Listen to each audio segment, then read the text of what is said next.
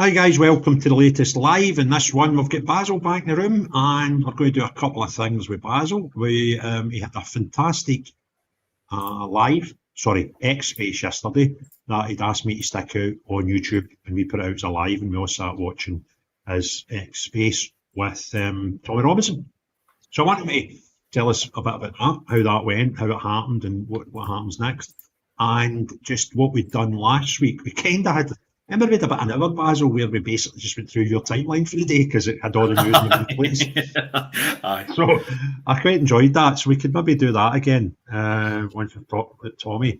And probably going to not be on until 10 o'clock or maybe not long after it. So if we get through the topics first, what we might do is we might open up the mic and get some callers coming in, maybe about 9:30 or so. Okay. So Tommy Robinson, how did you pull that off? And how's your world been since last night?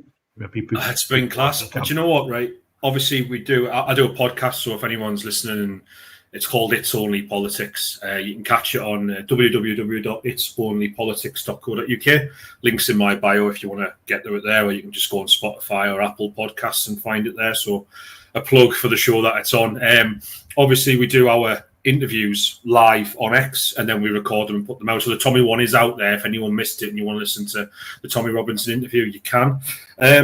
How I pulled it off by basically being persistent. Look, it's no surprise. Me and you are both quite big fans of Tommy. We like what he does, and we obviously want to see his movement, what he's trying to do, get publicised and be a success. And we've talked about how much he's developed over the years, and how he obviously plays such an important role in what kind of people on our side of politics want to see happen in the country.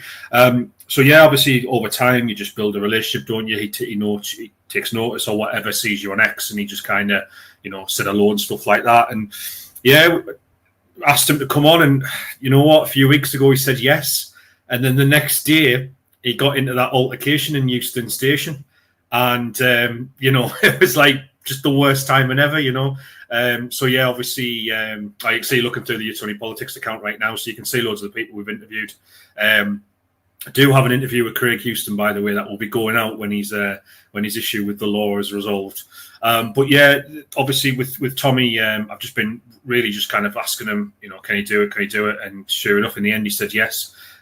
He's been great, and you know what? It was a fascinating interview as well. We tried to we do this with all our people that we interview. We try to ask questions that at the end of the day they don't get asked on other channels, for example, or other podcasts that they've asked before. And I think the one thing that stood out for us on this interview that I did with him was his stuff about Nigel Farage and Israel and ethno-nationalism, and he went in deep on a lot of these topics. So we kind of spoke about, why does he have a problem with Nigel? And basically it's Nigel has a problem with him, but Tommy's grievances with Nigel go back decades, and I didn't know that. And it was like, he was just said, listen, I'll talk about it now. And he just kind of went like, I'm not holding anything back. I'll just go for it now. We'll just go for it, and we'll get on with it, and we'll do it. And he just said, listen, this is what happened. And he went back to like the Gerard Batten days in UKIP, and he explained how in UKIP there's still some of those people there who were kind of, as he says, troublemakers. They were causing problems for UKIP, and he says they're still there, so I wasn't happy about that.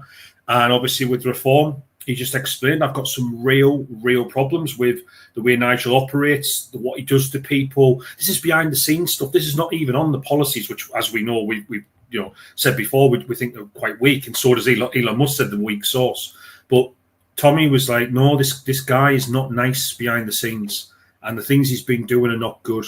And it was fascinating to listen to. And then obviously on Israel and on the ethno-nationalism stuff, that was when the conversation got quite heated, I would say. It was right at the end, and he just kind of went in big style on, why he supports Israel, why he still supports Israel, why people who have a go at him about that, he doesn't care about them, he says they're wrong, blah, blah, blah. And then obviously when it came to the ethno-nationalism stuff, I actually pushed back on him a little bit. And obviously he was talking about the fact that, certain people he doesn't want to see deported from the country. And I just played devil's advocate and said, well, if demographics are destiny, is that not a problem? And you could hear him, he turned around and said, you might make a fair point there, I don't know. So it was very, very, it it was an interesting conversation. I really enjoyed it.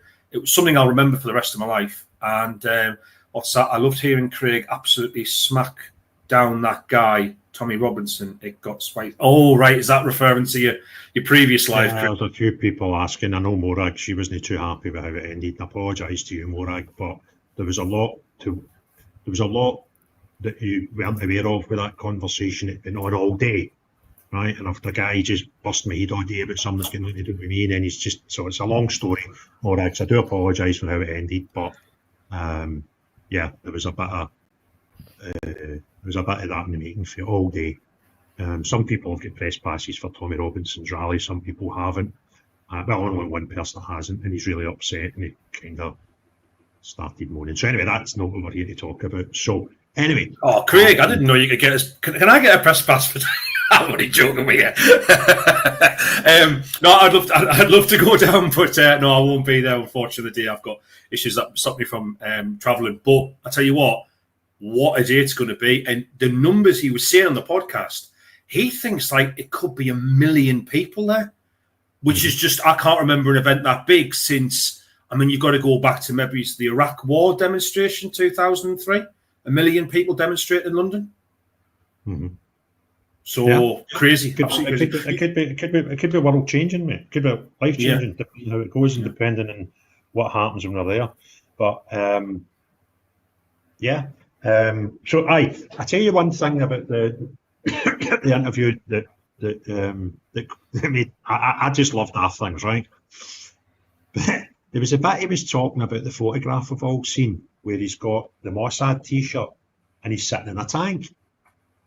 Now, I must admit, I've seen that photo. I didn't take anything bad out. I just thought he must have had a tour of like army base or something, right? But to find out he was driving down the street, the tank was parked at the side of the street, and he basically asked the soldiers if he could get a photograph of the tank. And it turns into he's a paid agent with Mossad. I found that really, really hilarious. It's just bonkers how the world spins, you know. These theories start and stuff. I mean, obviously, you did get a mention on the podcast as well. We spoke briefly about the politicisation of the police, and obviously, I brought you up because, as you've just made clear in the last live you did, you know Tommy a little bit as well, and it's do you know what? He's got that thing where he's been in this game for so long, you can't not listen to him. He understands so much stuff. And by the way, I mean, that's before we even get onto the story about the piranhas, which I didn't know anything about. And I was like, wow, that's just a cracking story. And you're like, and by the way, that's not actual piranhas. It's a gang in prison that are called the piranhas. So if you guys want to listen to it, I mean, it absolutely, it was fascinating. And like I say, it's on itsonlypolitics.co.uk. Just log in, Spotify. It's absolutely free. Just, subscribe or whatever, so it's like you'll get the episodes drop in your feed or whatever. And we do a podcast every single week, got live guests coming on all the time, so if you like that sort of thing, I mean, you can see on screen there live with Rupert Lowe. We had him on as well. We've had him on twice. I was going to talk to you, but I'm going to take this question for Billy 55 and then come back to you. I put that up for a reason. I was going to talk you through that. So Billy 55 is saying, why aren't there organised rallies in other cities around the country on the 13th for people who can't attend the rally? Because I kind of think that's the point, that it's to show a big, massive one. And I know there's one the following Saturday in Glasgow for people who maybe couldn't attend that one, or maybe didn't attend it and then thought, oh, look at the turnout, I wish I was there. So I kind of think it wouldn't make sense to have every city having one on the 13th, because I think it's a big show of power and the people. And to be fair, if there was rallies in every other major city on the 3rd, with the guests that Tommy's putting on that stage, it would kind of be the one you wanted to go to anyway. So if I was organising a rally in Glasgow, the last day I would pick would be the 13th. It wouldn't make sense. And Scotland Scorpio saying, well, to be honest with Scorpion, that's why John Watt was on the show tonight, because I wanted. In fact, you know what? I'm going to try and get John back on. Because that was one of the reasons, was to allow him to tell everybody about his plans for Glasgow on the 13th. And he didn't get the opportunity to do that. So if you want to, on this, the reason I pulled this up. Just before you go on that, Craig, can I just say, by the way, I did ask Tommy on the podcast about why he doesn't do events around the rest of the country, and he had a very good answer, a very fair answer. To be fair, he said he went basically the amount of organisation you've got to do with the amount of people we've got coming. It's not easy, right? And you need to know the layout of the area, but also the key thing is you need to get on with the police. He said, and the police can make or break your event. They can make it incredibly difficult for you, and they can arrest lots of people, and they can antagonise people, and all the rest of it. He went, whereas in London, he's getting to know the police, and they're very fair to him, and he's got a relationship with them that works. He said he did one in Manchester once, and the police, in his words, stitched them up. So he said, if I have to go and do them around other parts of the country, it's building those relationships up again. And there's always that chance that someone will try and screw you over. He said, so I do it in London because it's a controlled environment. Obviously, as well, he mentioned the fact that there's no houses in the middle of London where they do it. So there's very little chance of interaction with people's properties and stuff where they live. So a nuisance and all the rest of it. So it made complete sense to me. But you can listen to the podcast if you want and you get the full response. Sorry, Craig, what were you going to say, mate? Yeah, and it would, if Tommy goes to anybody else's rally, it becomes a Tommy thing. Do you know what I mean? As well, I think you know, likes of the Football Lads Alliance maybe have one, or maybe other groups have one. And if Tommy turns up, it takes the focus away. But as you said on that last night, if, you know, he had done one in Manchester, it's just chaos. And he said, I hate London, but it's probably the only place that you could deal with the size of the crowds that it's getting built. So it kind of made sense. So anyway, on your website here, I didn't realise. Listen, Basil does this with YC, who's a great woman. I've spoke to her many times. A really, really nice person, very intelligent. I don't know why she's hanging about with Basil, to be honest with you. I started this podcast through, I think, just doing, you know, good chats on Twitter. On Spaces, and then it evolved into this, and I kind of forgot it wasn't started with guests. It was started by just topics, as you can see there from the very first one onwards. And there's I'm looking at you, was your first guest then Rupert Lowe? Is that your first guest one there on the 20th of May? It was, yeah. I mean, look, we wanted to get lots of different guests on, but when you start a podcast off quite small, unless you've got contacts, it's quite hard to do that. And sure enough, go on. Number one, Rupert Lowe, and the second one, Douglas Carswell. You're right in not a bad level, you know. Then Daisy Blakemuir, she's a young councillor. Lee Harris, good guy, heavy back in the reform. I've spoke to you. You've heard me speaking to Lee. We have good banter. Then you had Rupert Lowe on again. Kelly Jean, one of the most popular people on the trans issue. Great guest, Ben Habib. Do you know what I mean? Yeah, thanks very much, mate. Yeah, we work hard to try and bring people together. It's not easy, and you know, I mean, look, Craig, you know this, right? Most people don't understand. You cannot just someone who's like important somewhere. You can't just go like fancy coming on this podcast and then being like, yeah, later today. It takes a long time, and you need to build relationships so they trust you, and you're not going to screw them, and you're not going to turn around and throw things in their face or whatever. This all takes time. And so when Rupert Lowe said he would come on, I knew that was the moment that would change things. Now, he never came on because of the podcast. He came on because of my presence on X. And he liked what I was putting out. And he also I was one of the first people to go in quite hard on reform on X quite publicly. And he was like, thank you for sticking up for me and kind of pointing out this nonsense. And so I think he just kind of felt like, well, let's just have that chat, you know what I mean? And I think it was a genuine kind of like, I'll give you a kind of payback kind of thing. I think that's what he maybe looked at it like. The second time he came on, though, when he spoke about Restore Britain, I mean, that was properly just because he wanted to publicise Restore Britain. Yeah, exactly. Yeah. And you've got to remember... I've got to be surprised. I'm just about to pull on you, Basil. I've got one of your biggest fans who's been pestering me all day saying, if you get Basil on, can you bring me on to talk to him live? Because I'm such a big fan of the mouse. So, John, how are you, my friend?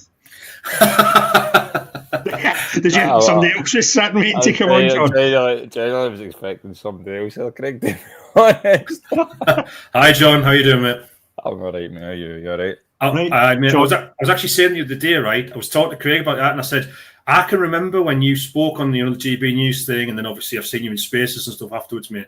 Can I just say, by the way, genuinely, I've listened to you on Craig's lives and stuff like that. You have become I can see the improvement in the way you speak about issues, and like you've always had that passion, but the clarity and stuff that we speak about them, mate. Genuinely, like I think you're a great podcaster, mate. It's really interesting to listen to. I love your stuff.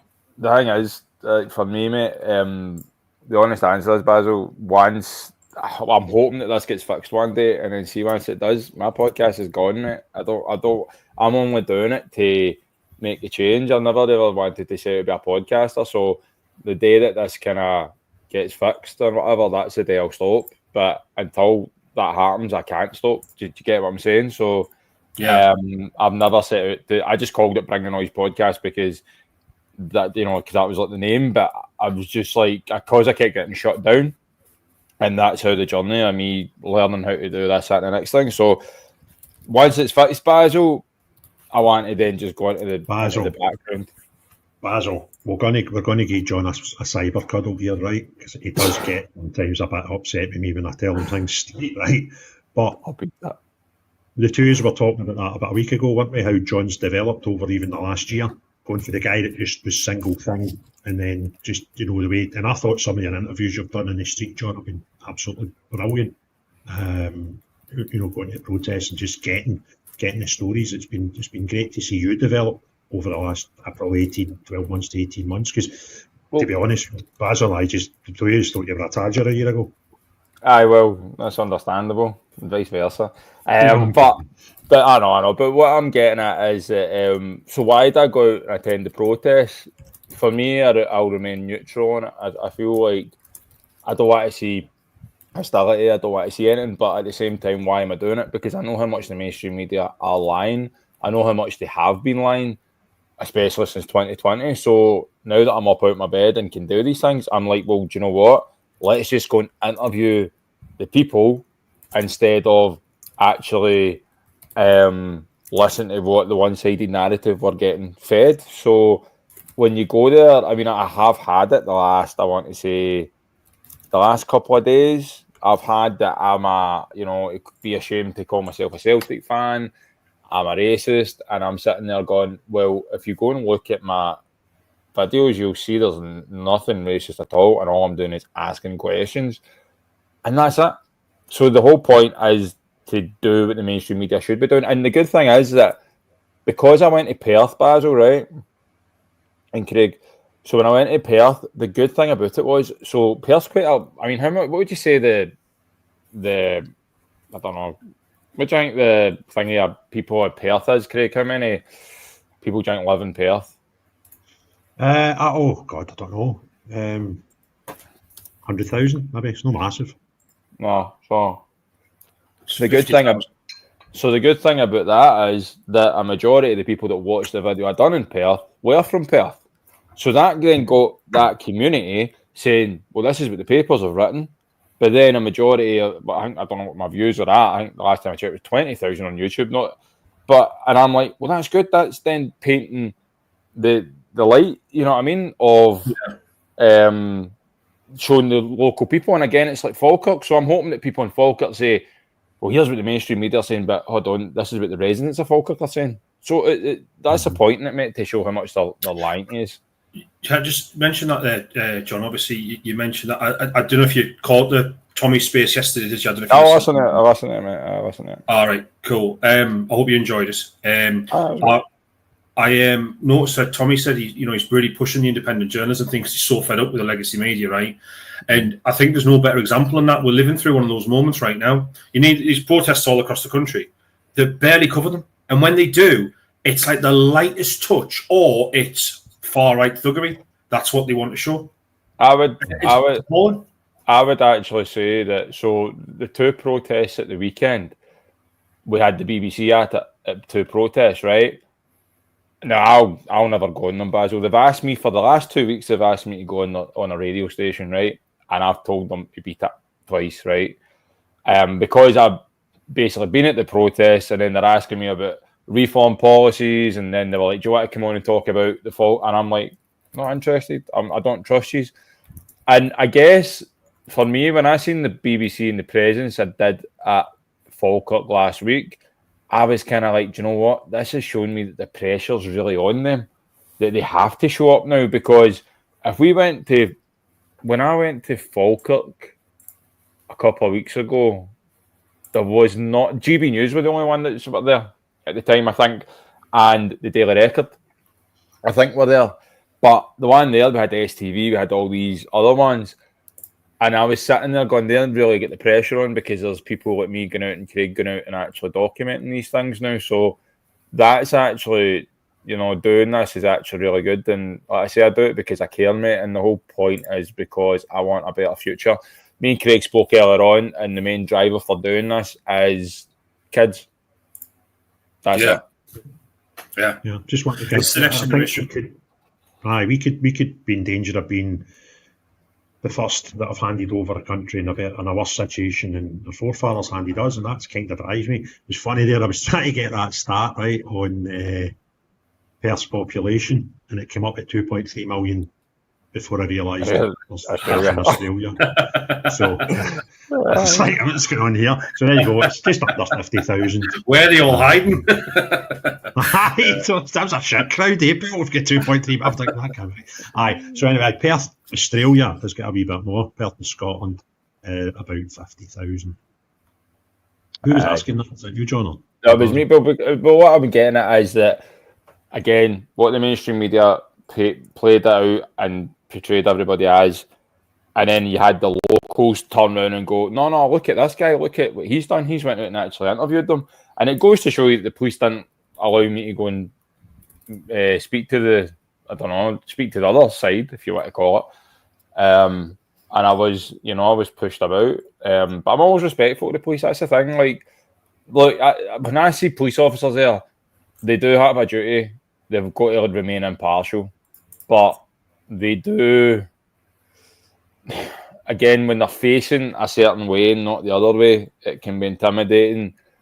The one I done in Falkirk, it actually shows you that the police officers started the antagonising of the audience. They pushed the people first. So going there and doing that, that's the whole point in doing it. And again, if there's any other rallies apart from, like I said, like Basil, one thing I always talk about is farmers, mate. I mean, I think people are really taking that. And this is the thing, and I hope people do hear this.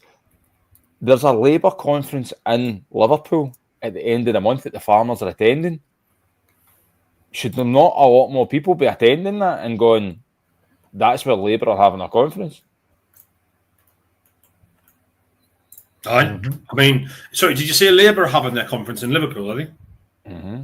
Aye, well, that'll be interesting, and I'll tell you why, right? So the Labour Party, the way it works, most people don't realise this, that they have votes on all sorts of stuff all the time, right? The irony is, obviously, it doesn't matter. It's only to advise the party, not to actually make it happen, right? I've heard from people I know in the Labour Party that apparently there is going to be a motion tabled to remove Keir Starmer as leader at the conference. So, I mean, obviously it won't make a difference, but the point is it'll be incredibly embarrassing for him because he probably will lose that vote. And then Sadiq Khan comes in. Well, Sadiq Khan, right. So Sadiq Khan obviously can't come in right now because he's not an MP, right? So you have to be a leader of the Labour Party. You have to be an MP, right? But obviously he might run for a seat that might come available. However, Angela Rayner is cutting off him and Andy Burnham. She's bringing forward a law right now that will make it illegal for anyone who is a mayor to also run as a member of Parliament.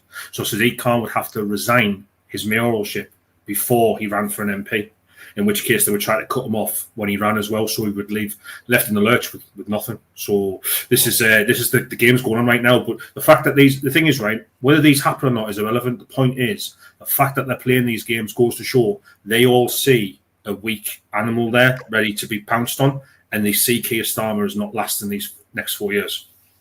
See, I don't think they will. Can I just say to the folk that are listening, watching, the two reasons for pulling, well, the one reason for pulling this live together was to talk to Basil about his Tom Robinson thing last night and just do like a view of the last day or two in the news.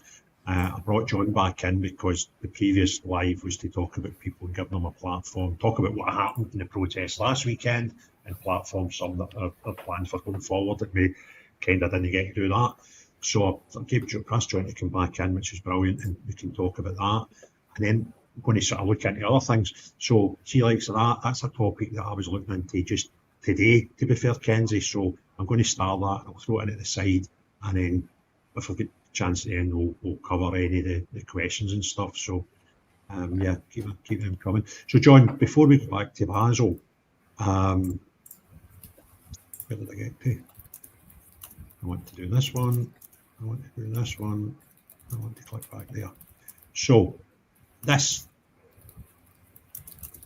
has been jumping about your Facebook, your Twitter feed for a couple of days. Do you want to tell the nation what's going on? Mate, just basically, we've been seeing all these issues. I highlight a lot of issues, mate, and it says there, many issues, one problem. It's time for Scotland unite and be heard, mate. And for me, there's the world that we're getting into, the future that we're getting into, mate. Like we said earlier on, if you're someone that's lost faith in government, mainstream media, if you're losing faith in the future, and you're worried about your children's future, then that there should tell you everything you need to know. And yeah, and it's going to be highlighting a lot of issues that we all talk about, and it's that simple. And if we can all unite, because again, I'll say it all the time, the red ants and the black ants are in the jar, and there's somebody shaking that jar right now, and everybody's fighting amongst themselves. Look, I don't claim that I can get everybody on board, but at the same time, mate, Scotland's get the best, in my opinion, Scotland's get the best opportunity because we've got the 2026 election coming up, and I think it could really send waves to try and make the change. And obviously, you're trying to get into Holyrood, so I'm kind of praying that there's nothing I can disagree with you on, mate. To be honest with you, apart from private phone calls and football teams, but apart from that, mate, like it's just trying to bring people together and talk about the problems, but also bring them solution. And like I say, there'll be hopefully some music there, there'll be kids there. So again, keep it. We're going to keep it peaceful. We're going to try and we're going to try and make it as friendly as possible, but we're going to make it as powerful and passionate as well. So it's time for everybody to come together, man, and try and make a difference. It's that simple, man. It's not going to just be all speakers, eh? No, mate. It's like I say, mate. There will be kids. I'm in the talks of getting kids to perform at it. Going to clarify that a wee bit more, John, because that could be misconstrued. There's. I was at a dance event at the weekend, and these kids, man, they were brilliant, and they go around like LA and all that. So, look, mate, we've just got to try and, I go to these protests, and it's the same all the time now. It's people shouting amongst themselves and blah, blah, blah. And look, I'm not sitting saying that they're bad, but it's time to bring power, a powerful event to Glasgow and bring people together. And we highlight the topics that you talk about, highlight the topics that I talk about, and we try and make the difference for the kids, mate. Like, you deal with a football team, mate. You deal with kids' football team. I mean, you must look at these kids and go, these kids will never have the future that we all had.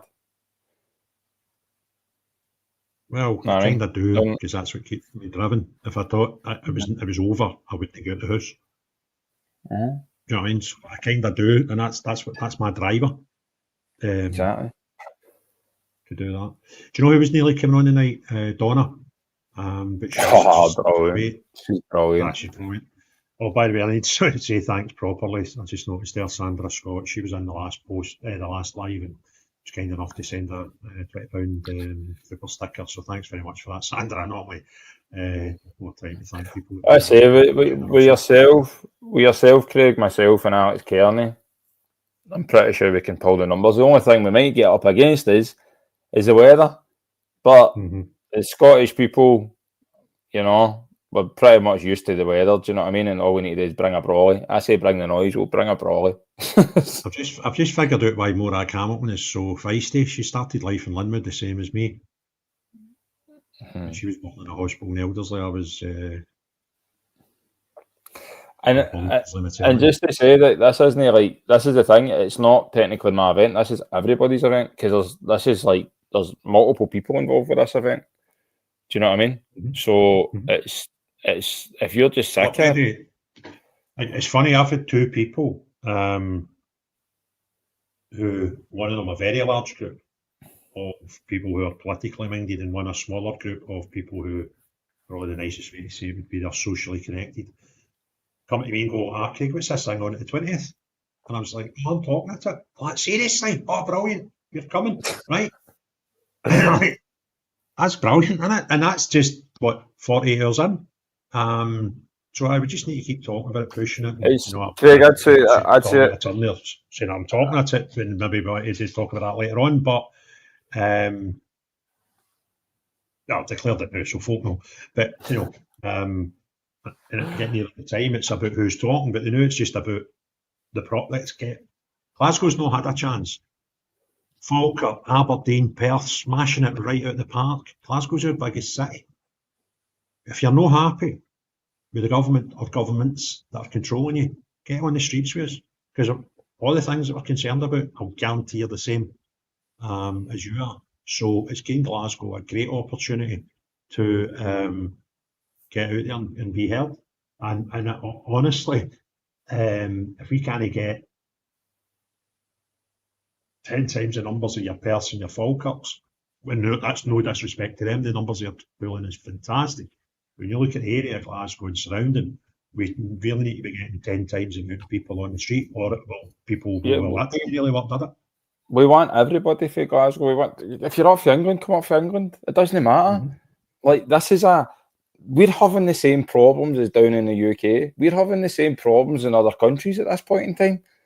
Can Scotland not get the passion to go, you know what, let's get them talking about why is it the Scottish are the ones that will get the, you know what I mean? So that's what we're trying to do. We're trying to give people hope, but we're trying to get a bit of passion to change this future. That's what it's all about. I mean, you hear it all the time. Like, who are you voting for? I don't know. We'll give them something to vote for. We'll hopefully give people a bit of hope to try and change. Because see, if we sit back and do nothing, what are we going to do? So I'm hoping the people in Aberdeen, Falkirk, Perth, everywhere around the whole of the country join this. Look, at the end of the day, this is the thing as well, Craig. How long was that take? How long did it take for me to get this organised? Well, with everybody, to get a location. It was like I was trying to find locations and I was getting penalised for actually doing it the correct way. Because Glasgow City Council. There's a couple where you went, but there was protests there last week in the same place. They're like, yeah, they were the legal ones. They're like, something Yousaf was talking about, man, you crackpots, right? And yet, that's all right, but you're going about it the right way, and then you come back and went like that. You were out in the streets taking videos of things, saying, Craig, what if I put a stage here? What if I do this? Right? And then go to Glasgow City and they're like, no, you can't have it there. You're like, it was one there last week. That wasn't a properly organised one. You're better just breaking the law. But then, see, when you listen to Tommy last night, and then I go back to what I was doing 10 years ago with the protests. Tommy's saying, just deal with the police. Just deal with them, because it'll be all better in the long run when you're planning any of these things. Even if you don't need to, even if you're having a protest that you technically can just go and talk to them. And you don't need to say to them, can I do this? When you're doing something that you can do, you go and say, look, by the way, just to let them know I'm doing this and this day, I'm expecting X, Y, and Z. And what you'll find is you'll get given a liaison officer, and they tend to be all right. Look at the boy, mind the boy we bumped into, Peter Reid, the liaison guy up there. We've seen him about 4 times since. Aye. And he's been, every time you see him, he's, all right, boys, Glasgow boring again for you. Do you know what I mean? You've got to come up here. And that's kind of, anyway. But we always have to, you have to abide by the rules. But going back to what you said there, I went, George Square's out, so then I asked for Glasgow Green. Can I give Glasgow Green? Right, okay. Then I asked for, I said, right, Barrowland Park, because that's where the refugee welcome one done one. And Frankie Boyle was there, and I'm sitting there going, right, how come they get one? And that was an illegal protest. And I went, right, so if if it's illegal, then why did they get to do it? Mm-hmm. But I'm asking you, and I'm trying to go, but we're trying to ask you to go down the right route here, but you're telling us you can't use it. So I'm like, it doesn't make sense. It doesn't. Mm-hmm. Right, folks. So John's thing event for Glasgow. There's John's Twitter at Bring the Noise _ and a wee kiss. X. And it's a wee kiss. It's an X. You'll get all the details you need. But it's Phil Glasgow. Honestly, I said it May last. When did that? Do you remember that one at George Square that I spoke at? And the gun platoon were out in mass. And there was like MSPs and all that over at the other side calling me a racist for talking about this thing, but I was talking about the concerns of the public. And I said, don't be disheartened. The next time there's something in Glasgow, bring a pal. And the next time, tell them to bring a pal. And see, before you know it, we'll get that big that they'll not even be able to stand in the same postcode as us. And it'll happen because we're right. This isn't about left and right in politics. This is about right and wrong. And having issues where you want safety for children, you want safety for women, you want folk to know the difference between a man and a woman. You don't want the governments to force you to take medications that can kill you. You're concerned about farmers. You're concerned about food shortages. You're concerned about the drug deaths. Immigration, everything. Aye. And then get up off your arse. Do you know what I mean? I tell you what, the worst thing you can do with protesting is achieve nothing. But at least you'll know you get up off your arse and tried. And believe me, the protesting works. I'm not going to bore folk to death about 10 years ago what I done, but we kind of won a big battle with protesting in the last few months alone. Yes, the Epping stuff's still up in the air, but it would never even get anywhere near that if people in Epping hadn't went and protest. The big, massive result that the Women Won't Least in Scotland got against the Scottish Government, but they had to take them to the Supreme Court in London to actually say, that's a man, that's a woman, end of story. These things were done through protest. So it does work. And even if it didn't, at least you're trying to push for change, whatever the change is. So get out there. Let's fill the place. Let's just shut Buchanan Street for the day at the steps of Buchanan Galleries and show the rest of Scotland particularly, and the whole of the UK, Glasgow ain't sitting down. Okay? Right, Peter. Well, the thing is, like you said, everything you said there, right? If there's a counter protest to any of that, I'm going to be so confused. Mm-hmm. Do you know what I mean? So, anyway, well, I appreciate you for bringing me back on. I'll let you and Basil hash it out. Can hang about. By the way, Basil doesn't dislike you anymore. He thinks you're no, all right. I don't know what. What do you mean? I never had a problem with John in the first place. I always thought John was cool. Ever since he stood up to Rishi Sunak, how can I not like that? Aye. What's he done since then? What have I done? Oh, you're so precious, man. Look at him. He's hang about John. Parliament, I get kicked out of Holyrood, I know. Did you not see that one? No, I never saw that. Have you never seen that? So no, I've never seen it. No. So years ago, basically the government were doing they had this thing regarding COVID, and there was a thing that said the government were being grateful for the speed of the way the COVID-19 vaccine was rolled out, right? So I was like, all right, okay. And I was like, well, do you know what? I'm going to go. And basically, me and somebody else went to the Holyrood, and we filmed it. I put it on my channel ages ago. And basically, when they started speaking about it, I stood up in the middle of the Parliament, and I had about 50 flyers, and I threw the flyers on the floor and said, when he's going to start to recognise that people have been harmed by these jags, when are you going to actually do something to help people that have been affected by the jags? Now, if I'm a politician, I've been there and listened to that, right? Now, the security were on me and I got a 6-month ban for Holyrood, right? And again, all I was saying was, when is this government going to recognise the harms of these jags and help people that have been affected, right? So what would you do, right? You would take the leaflet, the flyer, which had the email address, all the details and that, right? And what would you do if you were a politician? Well, not really sure, to be honest with you. What would you do? Well, if you've got a flyer that says people have been affected by the COVID-19 jag, blah blah blah. So if I'm a politician, I go, well, these are people who have been harmed. So what should we really do? We should really get in contact with them and get an understanding of why they're here, what was that all about, and how can we help them.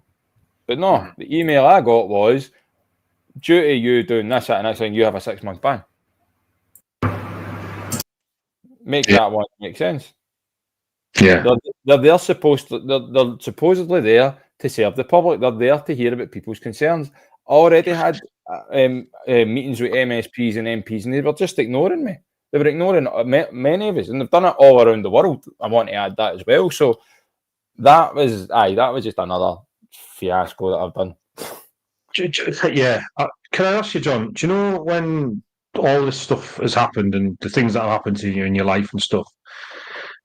I've got a long-term chronic illness as well, right? I've got Lyme disease, and I got misdiagnosed by the NHS, right? It told me I had Crohn's disease for years, right? And I was taking all sorts of poisons to try and stop that, and it wasn't working, right? Can I just ask, I'm assuming you went on a similar journey to me, right? And I might be wrong in saying that, but just hear me out. I went through a stage in my life where I was incredibly bitter, and I hated like lots of the world as a result, and probably people I shouldn't have hated. But I genuinely did, because even though they were just trying to do what they thought was best, you know, you just feel like, why me? The unluckiness of it.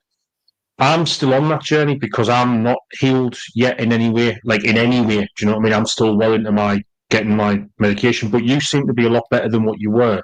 Does it get easier with time?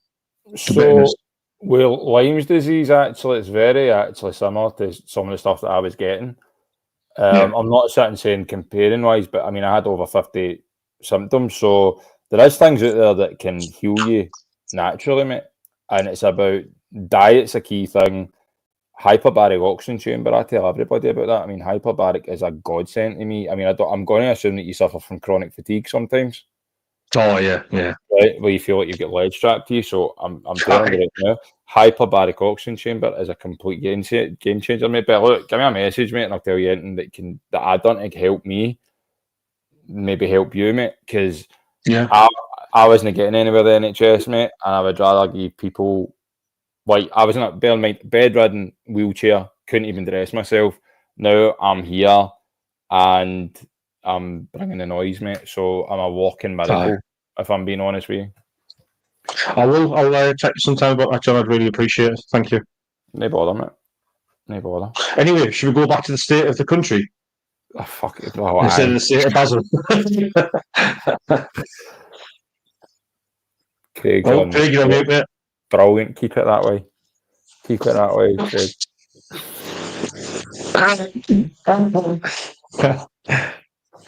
I couldn't even find the bloody thing on my screen yet. By the way, just for those that are wondering why my eyes are going like that, right? I've got a 42-inch telly in front of me because my laptop's here and I get fed up looking like that all the time when I was wanting to see what was going on. So I'm doing that. That's the top right-hand corner. That's the top left-hand corner. So my eyes are, and all the messages and stuff are here. So no, so Basil, we've done the Tommy thing, how it came about, spoke a bit about the conversation as it is. So what's happened after that? How's your day been today? Before just want to talk to you today about Tommy Robinson. Right. Well, obviously there was a lot of reaction to the Tommy thing, and there was a lot of people wanting to speak to me about all sorts of stuff, because the big one was like, when are you joining Advance and stuff like that, and obviously Tommy's reasons for joining Advance I thought made sense to me and were very profound, and the fact that Benny and all those people put stuff together and all that, and I get it, I do get it, and there's such a divide amongst people who've got so many similar, me and you, Craig, we'd be on the same team. Do you know what I mean? And you, John, and you've got like Tommy and Ben and Rupert and SDP, and you've got all these different factions that are doing their own things and stuff. And there's all like these small differences, but ultimately we all want what's best for our country. And a lot of us obviously have seen the light with reform and went like, this is not the answer.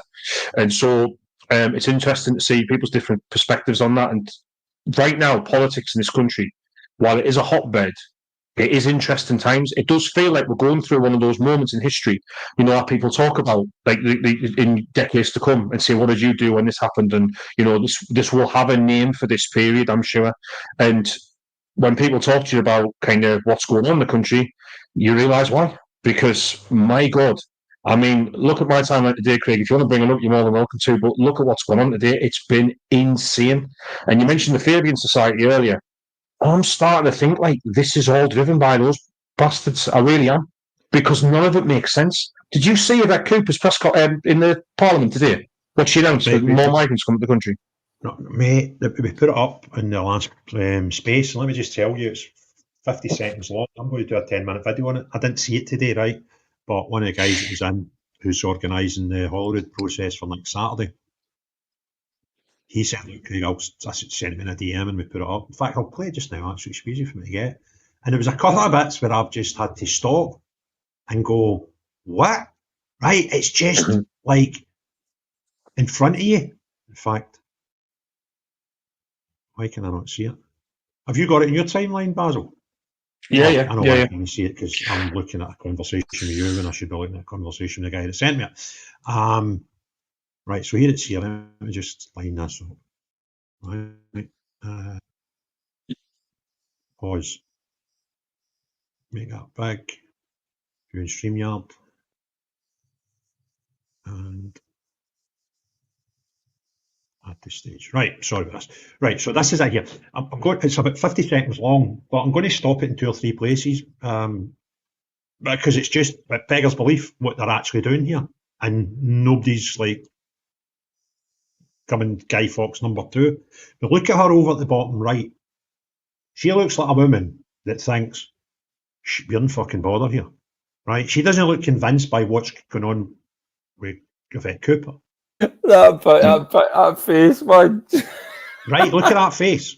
Now she knows what this maniac's going to come out with, and she's like, "Oh no, I need to sit here." Right. Anyway, let's listen to this. I will stop it 2 or 3 times.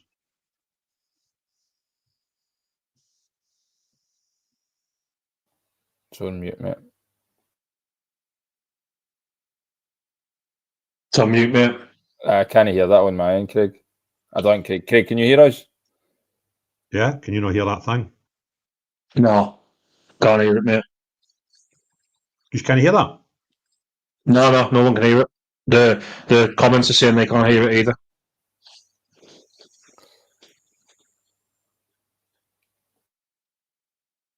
Hear it? Nothing. No. You must be playing it into just your speakers or something, mate. Oh, it's coming through StreamYard. I thought it was right. So, could you do me a favour, Basil? Could you screen share it? Yeah, sure. Yeah. Let me just turn some of this stuff off. Right.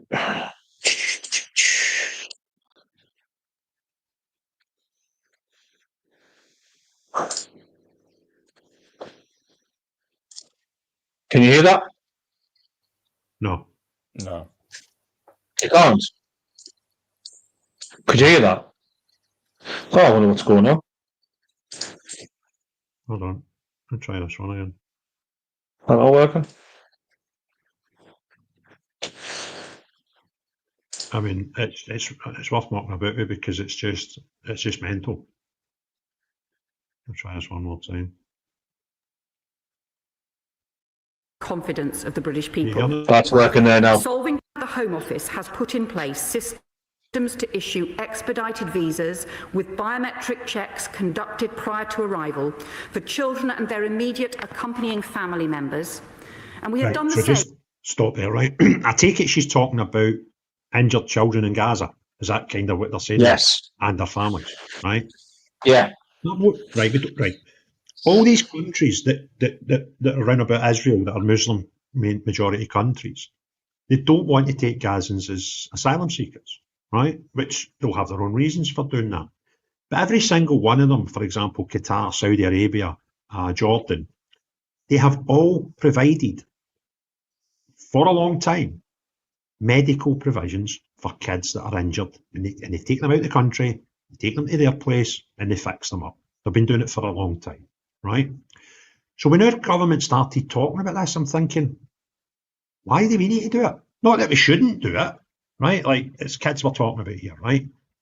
But when there's people hundreds of miles away offering the same thing, why would you want to take a child thousands of miles away to get the same thing? Now, arguably, Qatar, Saudi, and these places could potentially give you better medical provisions than ours, right? So can I go just before you start again?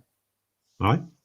So the thing I highlighted there, so she said biometric checks, right? So have you Googled what biometric checks in lines with? So what is it? Fingerprints, facial scans, verified person's identity, digital ID, basically.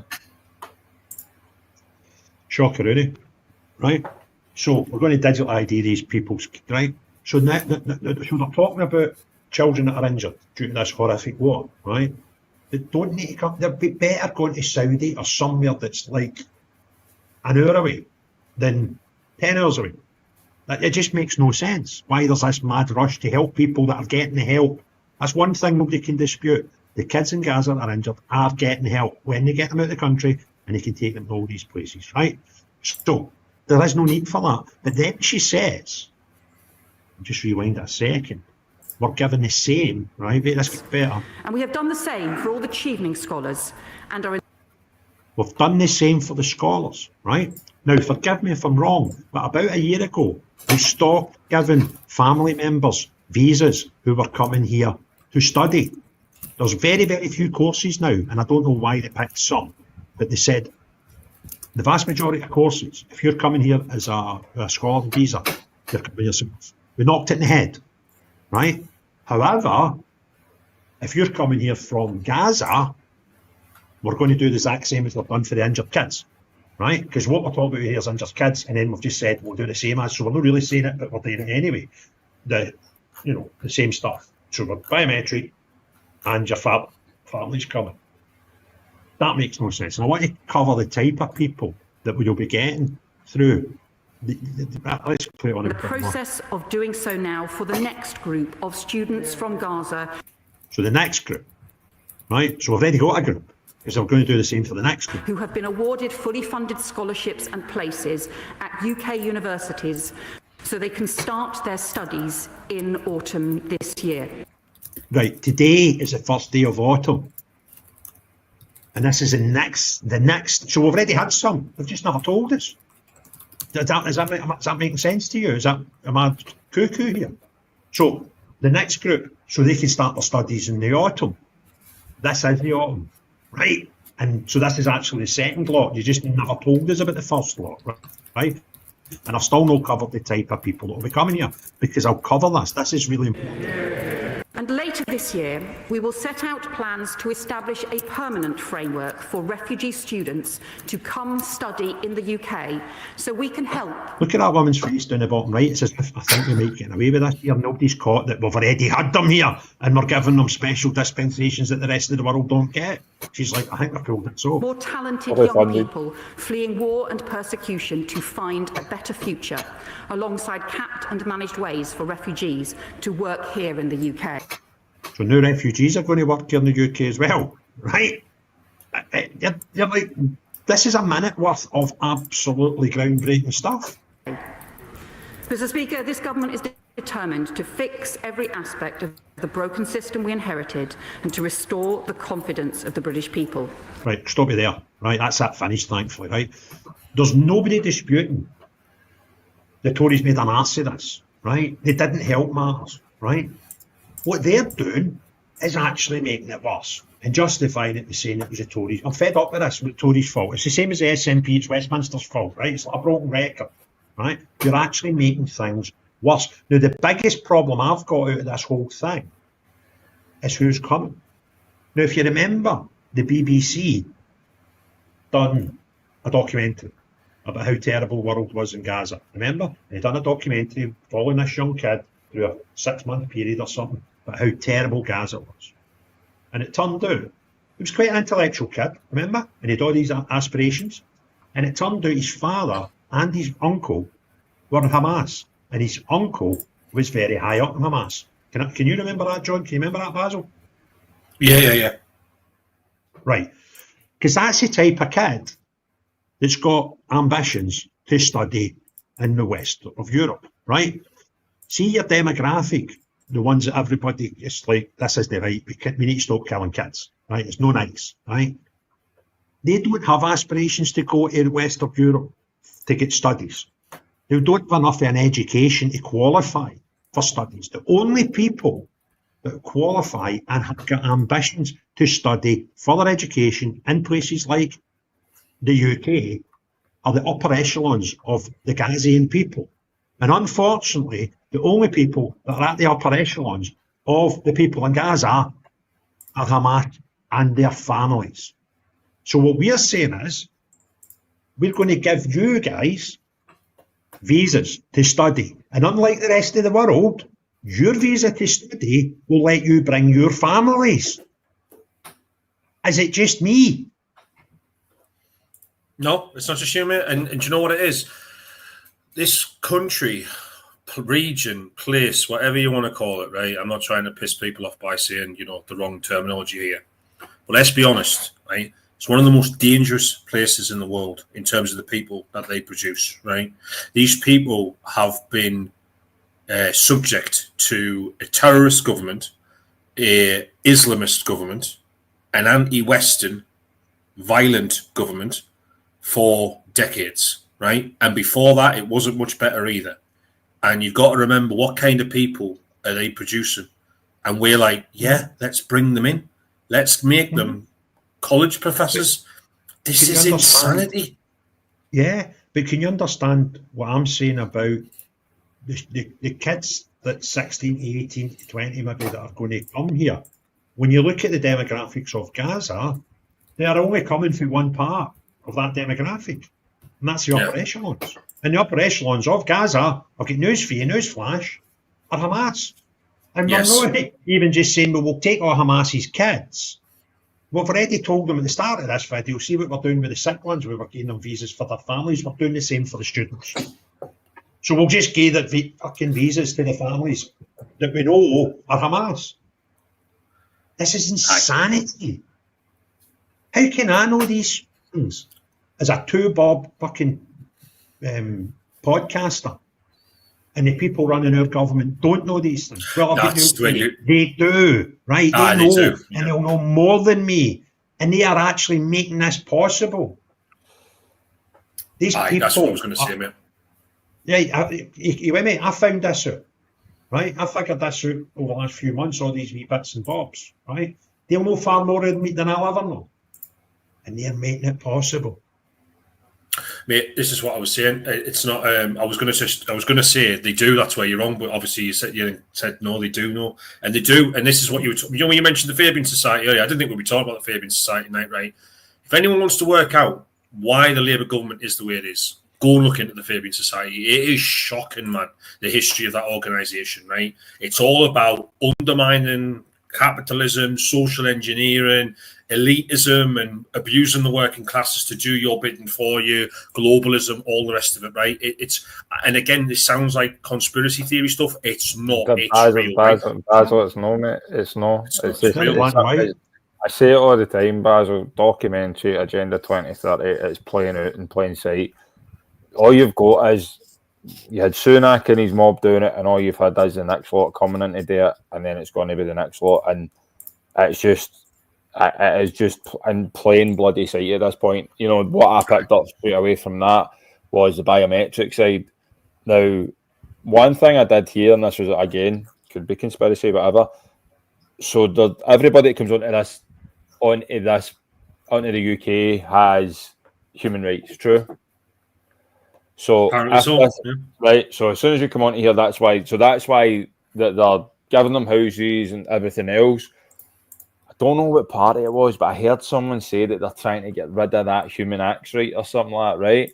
See, as soon as they get rid of that, whoever it is, as soon as they get rid of that, that doesn't just take away their human rights; it takes away our human rights.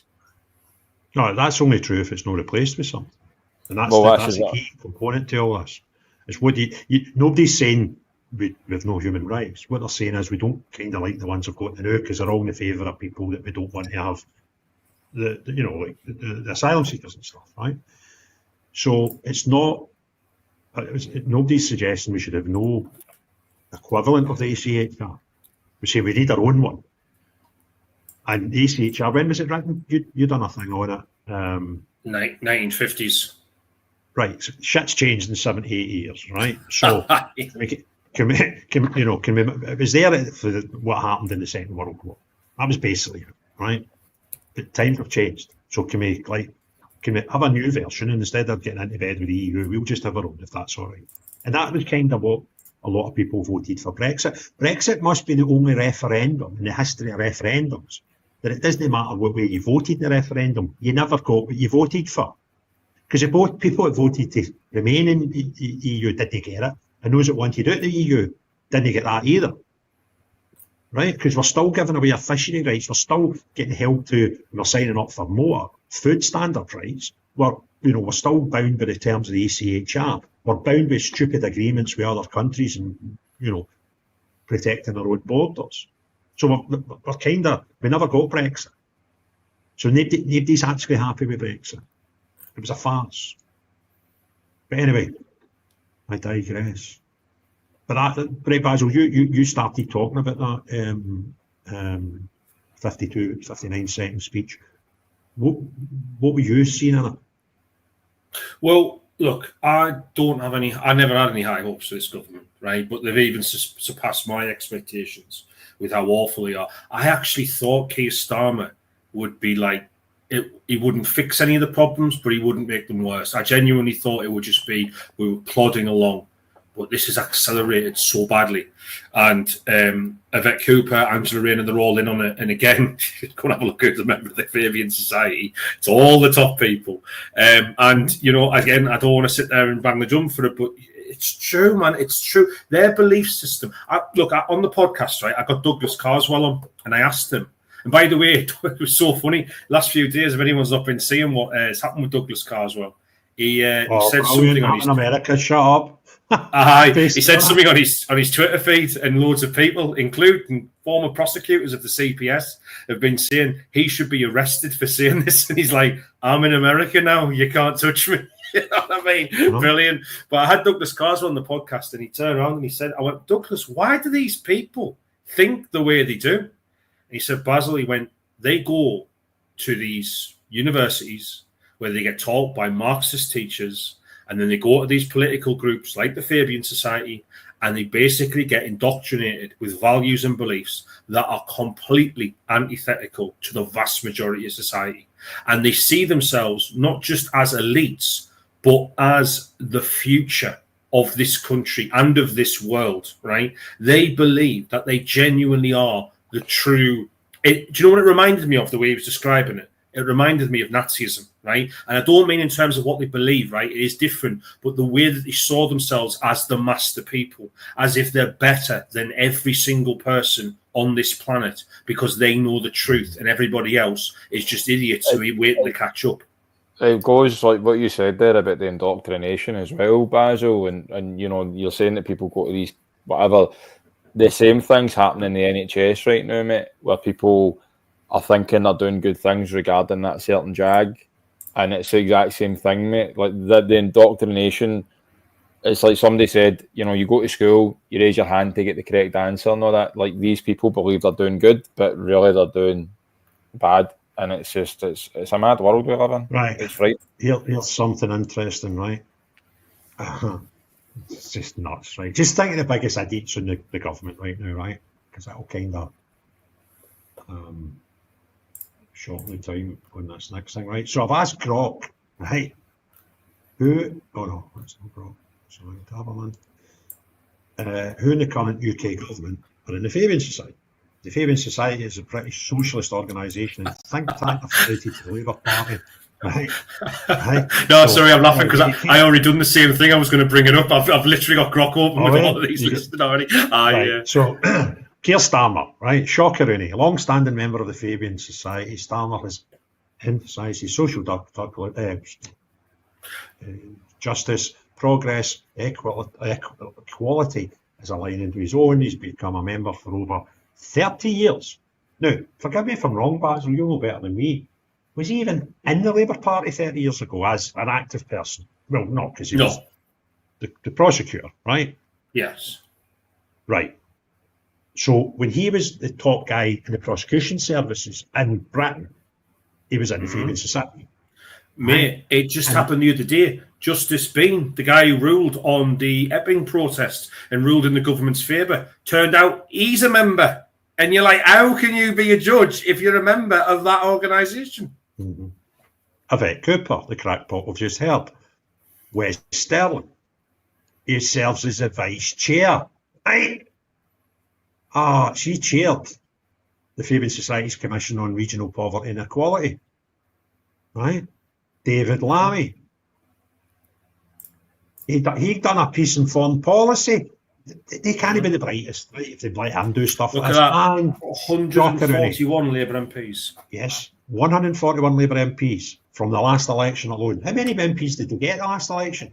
About 400, but you got to remember, vast majority of them were all new. A vast majority of them were all newbies. The 141 will all be the old guard who survived under, when they got really battered under Corbyn. I guarantee vast majority of them are all the protected ones.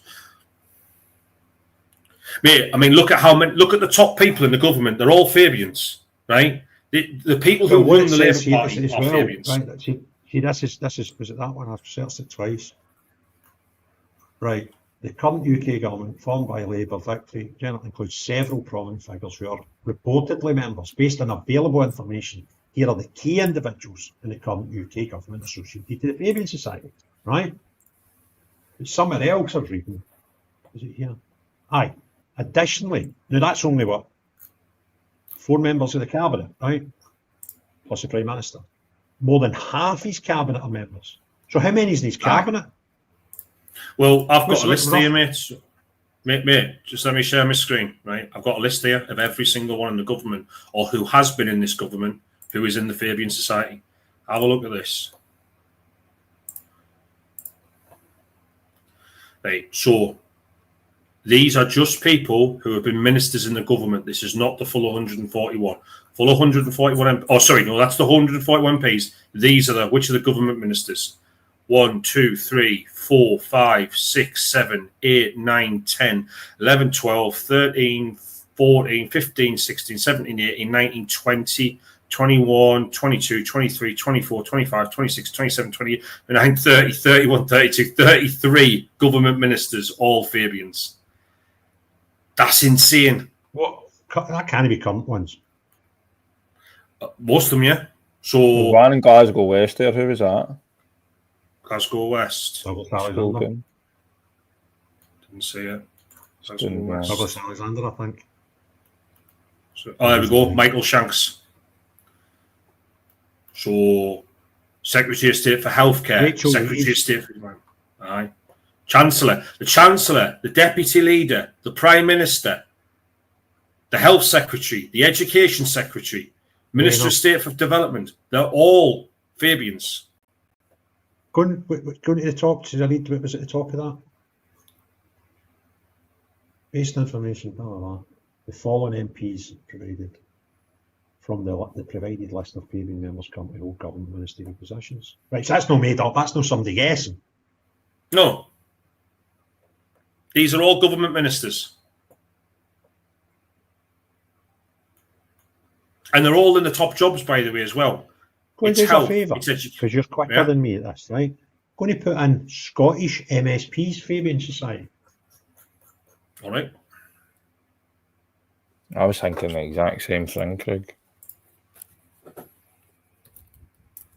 Right, this will be boring while it does its thinking, so I'll just turn it off. Were you asking Grok the word please? Was that what you were typing in there? I might have done. I thought it was like it's too pleasant. Pleasant.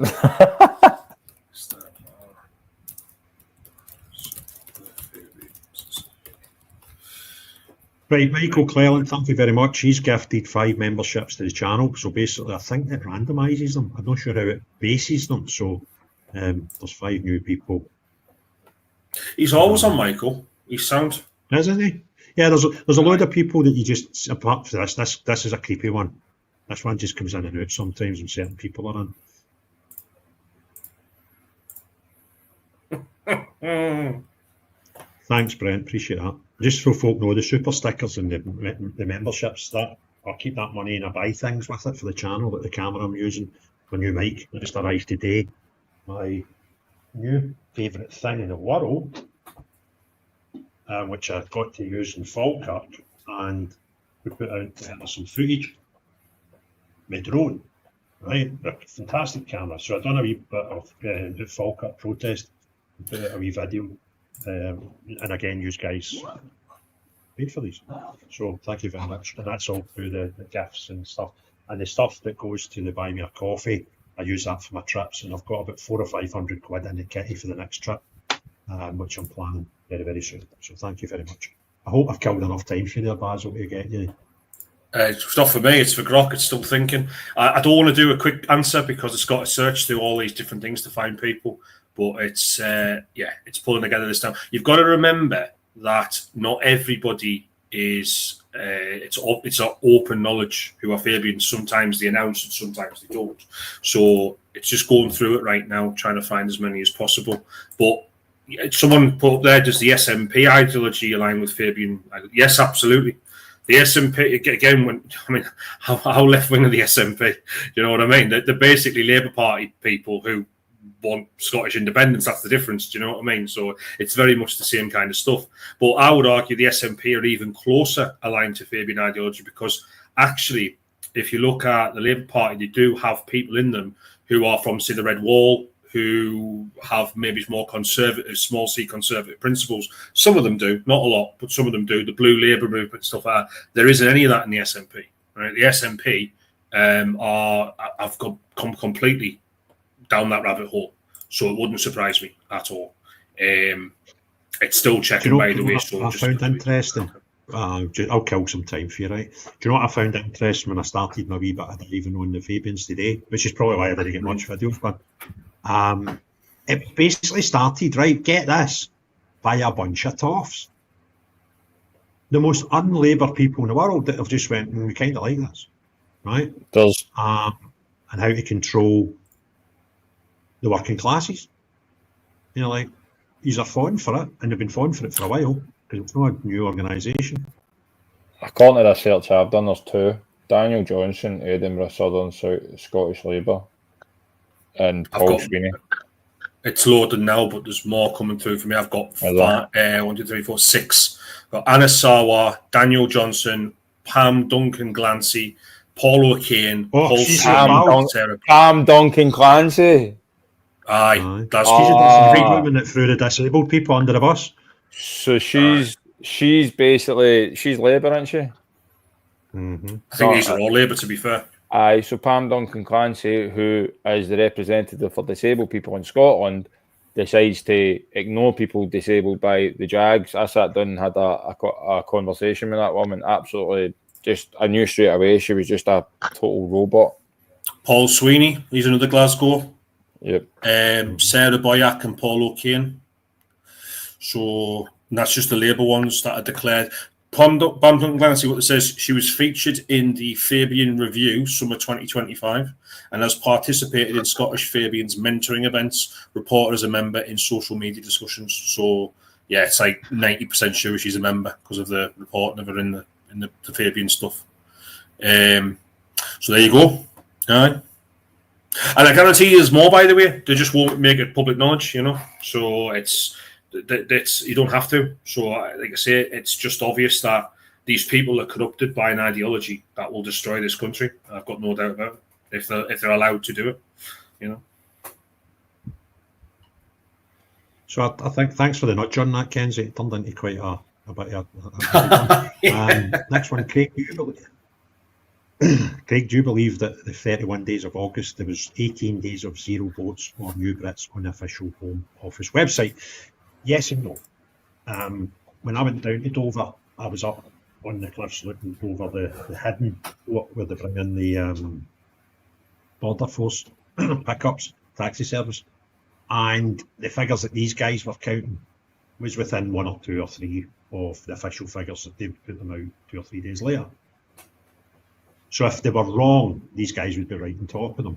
But the problem is, to get across the channel, or even to get out the channel on a dinghy, you need to have, there's a maritime saying for it, cam and flat, or cam and the flat and cams.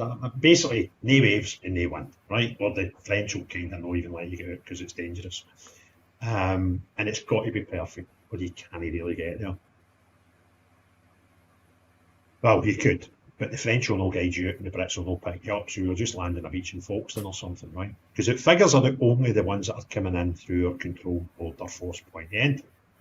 So they don't count the ones that make it over at night, or the ones that are in the stowaways and the ferries, or the ones that come on holiday and just don't go home. So the figures are never accurate. They're just, we've been honed in to go, that's the amount of people we've got in the country that came in the day. But it's not. That's only the amount of people that came through that one pier in Dover. There's all these other things still happening. So the figures will be accurate in as much as that's the ones that Border Force have picked up in the middle of the channel. And it's never accurate because we don't count any other way of coming into the country illegally. So I hope that's answered your question, Tommy. I do believe there have maybe been 18 days where no boats have came through Border Force. But that's the only ones that count. Sorry about that. Somebody said, is there any update in the young Braveheart of Dundee? I've not really heard anything. Have you any? I have heard non-stop about it. The update is nobody really knows what happened, right? So I've heard multiple stories. Obviously, me and Craig, we discussed the Daily Mail article. That was just rubbish. I mean, we debunked that in about just reading it. We debunked that. They basically said that the guy wasn't an immigrant and then said he was from Bulgaria 4 years ago. And it was like, well, yeah, he's a foreign guy that's not an immigrant. He's a foreign immigrant. Aye, he's a foreign British native somehow. Yeah, so it turns out what we know for definite, right, is that guy shouldn't have been chasing those kids. The young girl, I believe her name is Sophie.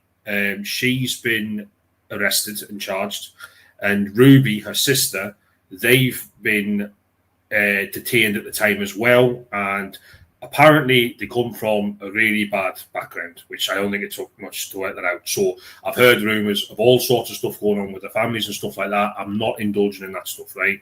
What I will say is this. Whatever comes out, which, by the way, it will come out in the case, what happens here, right? It will eventually come out because everyone knows who they are now. Whatever happens, what I'll say is this. That man shouldn't have been chasing after those girls with his camera out, right? So those girls, whether they shouldn't have been carrying weapons. We don't want to live in a society where little girls are carrying weapons around like that, or anybody for that matter. But they were, right? Because they felt unsafe or whatever. But apparently he was giving them jip and he was shouting at them and all the rest of it.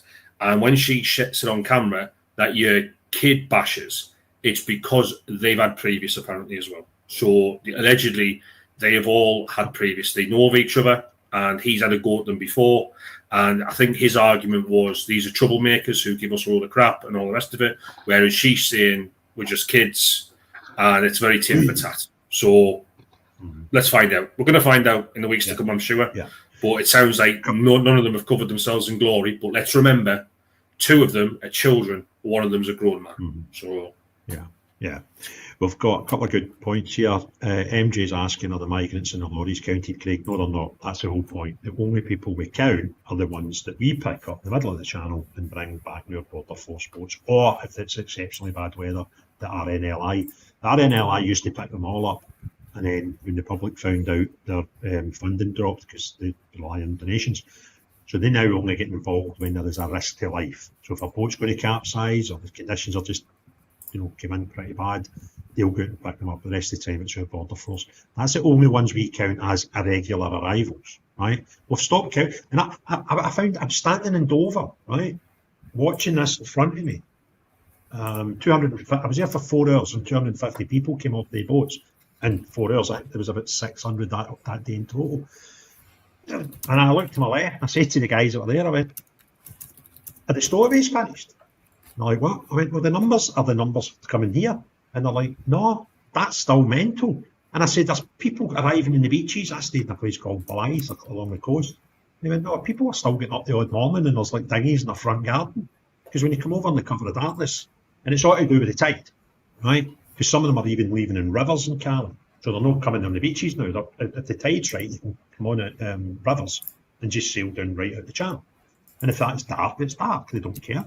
So we don't count any of them. And then the ones, when I came back from Calais, I got one of the sort of late, I think the ferry arrived about 11 o'clock our time coming back at night.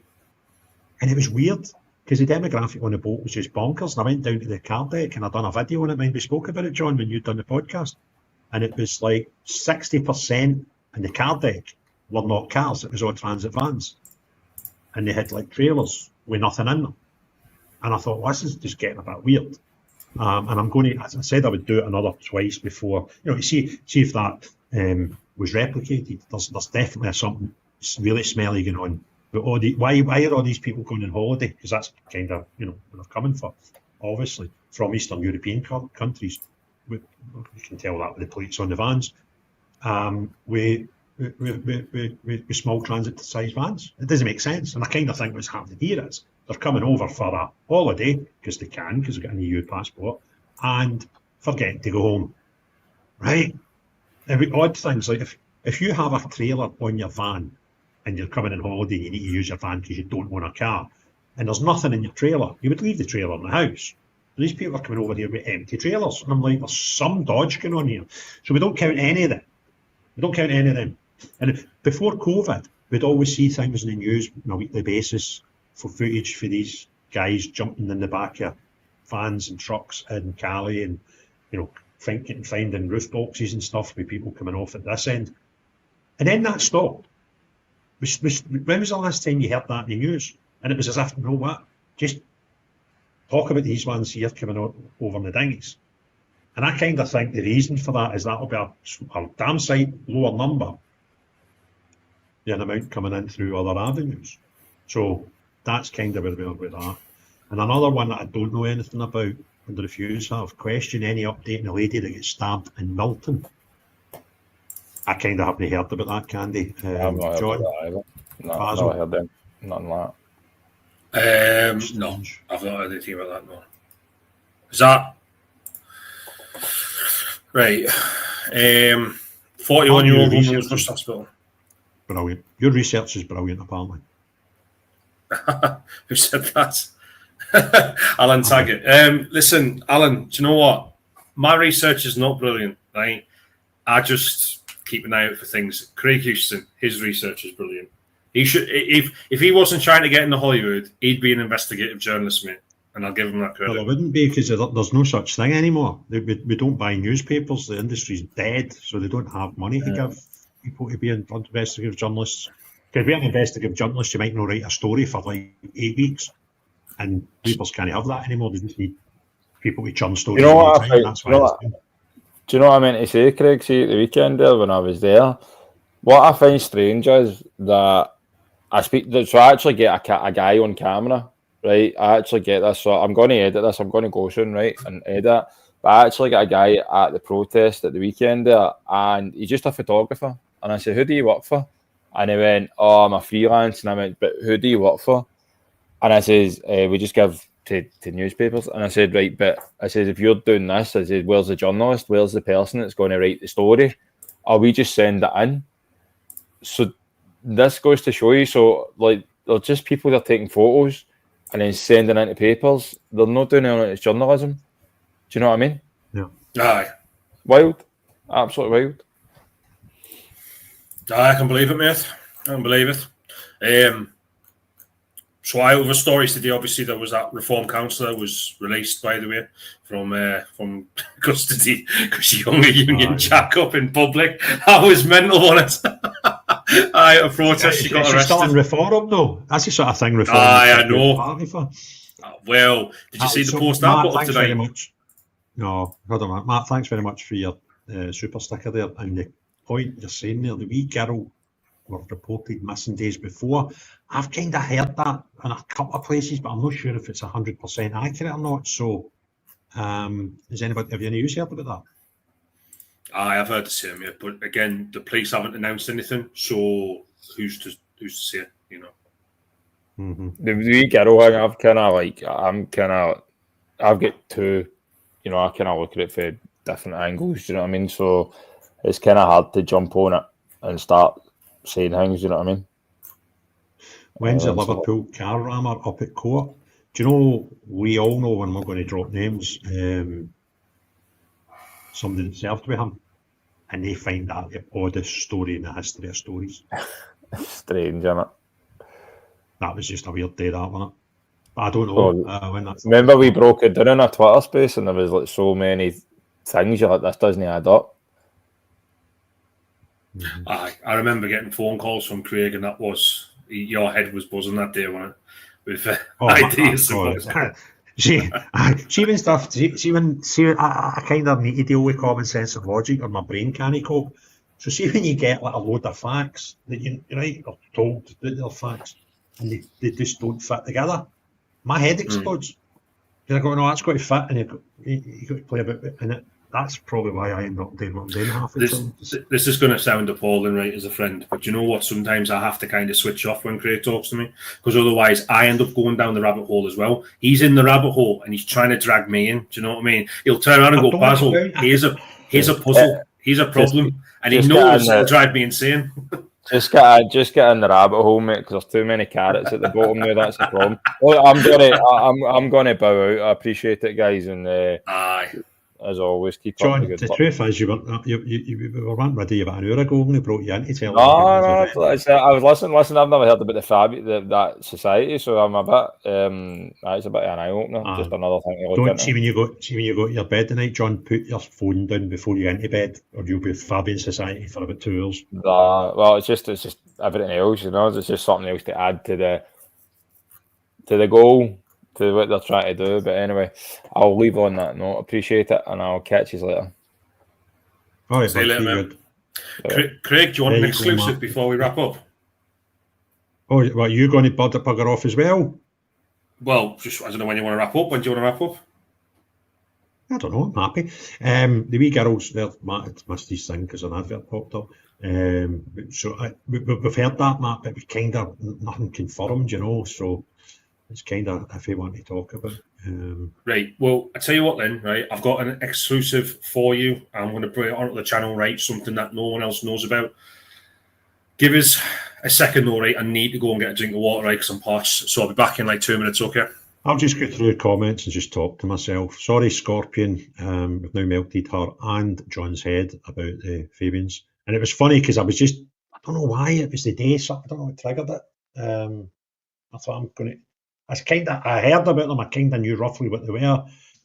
And I just wanted to educate myself, I suppose.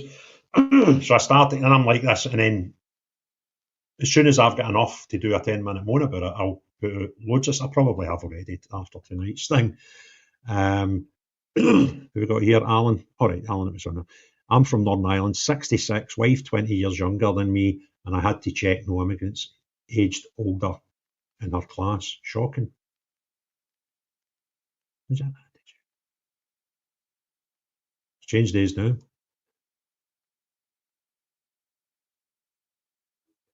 Oh, by the way, somebody also said that they thought Greta Thunberg was getting arrested at some point in the last live by IDF, which would be funny because I basically told her, we'll treat you as a terrorist if you don't calm down. So I'll get Basil to bring up the photograph. In fact, I'll see if I've got it here. I couldn't move when I seen it. I'll bring it up on timeline. Where did we go? That's, oh God, lives. That's a bit weird.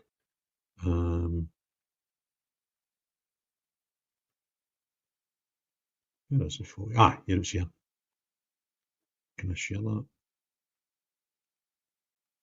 Right, I'm back, mate. At the stage. Right, so there's Greta, right?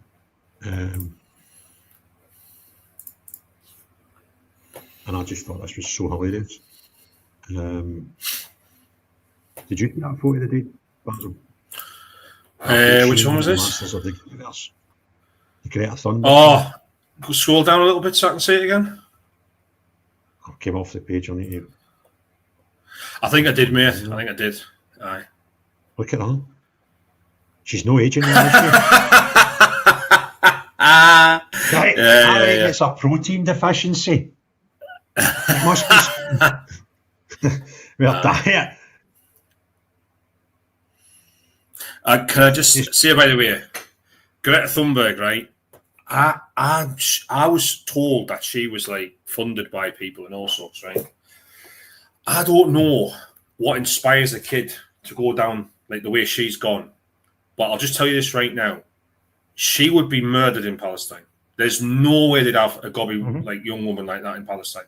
So either she's absolutely thick as pig crap, right, and doesn't have a clue what she's talking about, or she's actually really educated and doesn't care. It's so strange. I would love to have a conversation with her and ask her, where does this come from? I have no idea. Aye, anyway, do you want this exclusive? No. Right, I've taken mine off. You can stick yours up. You're going to share the screen? Ah, sure. Right. I think when you screen share, I just need to tick at the bottom, you accept it onto the screen, and then you can control it from there. I think that's how it works. Right, cool.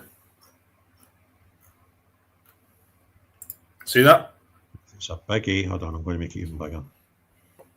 And go there. Right, what we got? Stop it. Stop it. Right, right. So I just throw that up tonight, right, to put the cat amongst the pigeons kind of thing. It's got right? a bit busy, 156,000. It's kind of went around the world. Aye, just a few, right? So I just thought, you know what? I'll just, because I've been told Reform watch my Twitter page now, right? So I just thought I'd put it up there, right? Because they'll know who I'm talking about, right? But I've got the evidence, mate. And smashing. Aye. And do you know what? They're nasty people, mate. They really are nasty people. So, anyone who's a Reform councillor caught sharing Tommy Robinson posts are now in trouble. And you can see underneath there, Henry Bolton. Interesting. I'm not sure it's a formal blanket rule, but it certainly is the case that members of Reform UK have been suspended for sharing Tommy Robinson posts. And Henry Bolton, I believe, is of the SDP. He's telling the truth, right? He's telling the truth, right? So, and sure enough, unfortunately, that is what's going on. So when people tell you, you know, Reform of free speech and all the rest of it, they're not. Absolutely not. So I just remember that. You didn't just fire that out there for a response. You fired it out there because you knew you could back it up. Right, and you're kind of quoting somebody to tell you you're lying, right? So you go, okay, there's plenty of you, and I'm bookmarking them. What you've written there is, see, that's how my head works, right? I'm always playing games. It says councillors, plural. How many have you got? More than one. I've worked that out myself. Listen, there's been a number of people who've gotten in touch with me from Reform. That party, the way these people are being treated is horrific, right? Considering the volunteers, right? And you just sit there and go, it's the same story over and over and over again. And it's just like, well, you know what? These people want to kick off. It's not my fault. You know, they're not happy. So we'll see what comes of it. We'll see what comes of it. That's what spam. So he normally comes up for a good blather. Pardon me. Right, here's the thing, right? This isn't a Houston, we have a problem call. I think I put that wrong thumbnail up. Anyway, it's not a normal Houston, we have a problem call in showing you can come up. But if we'll see in the next 2 minutes, right? If you fancy coming up, stick a 1 in the comments, and we'll get a couple of calls up. Maybe bring some people up. Aye. So if you want to come up, I was just missing Watch Palm, he's come up before. Must be against some act of parliament for the government to put illegal criminals before their own citizens. Yeah, but we don't call them illegal. Oh, that's another thing I stumbled on. And I wanted to do a video on this. Do you know how they can actually say that they're not illegal and get away with it because they're technically not lying? right?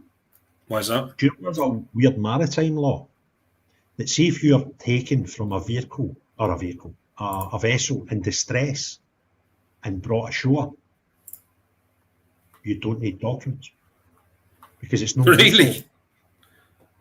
Wow. Absolutely. Yeah. And what are we doing? Yeah. We're picking them up.